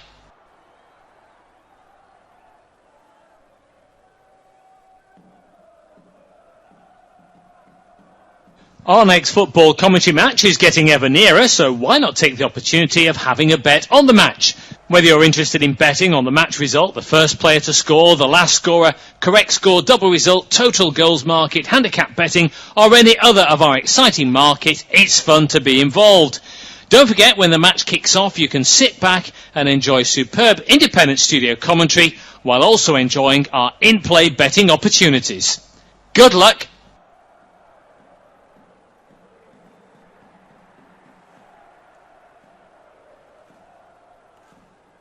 Our next football commentary match is getting ever nearer, so why not take the opportunity of having a bet on the match?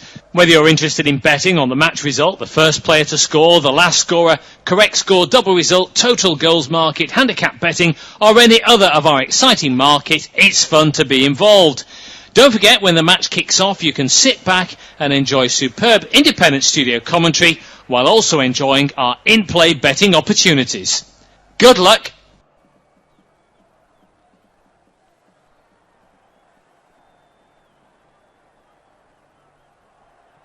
Our next football commentary match is getting ever nearer, so why not take the opportunity of having a bet on the match? Whether you're interested in betting on the match result, the first player to score, the last scorer, correct score, double result, total goals market, handicap betting, or any other of our exciting market, it's fun to be involved. Don't forget, when the match kicks off, you can sit back and enjoy superb independent studio commentary while also enjoying our in-play betting opportunities. Good luck!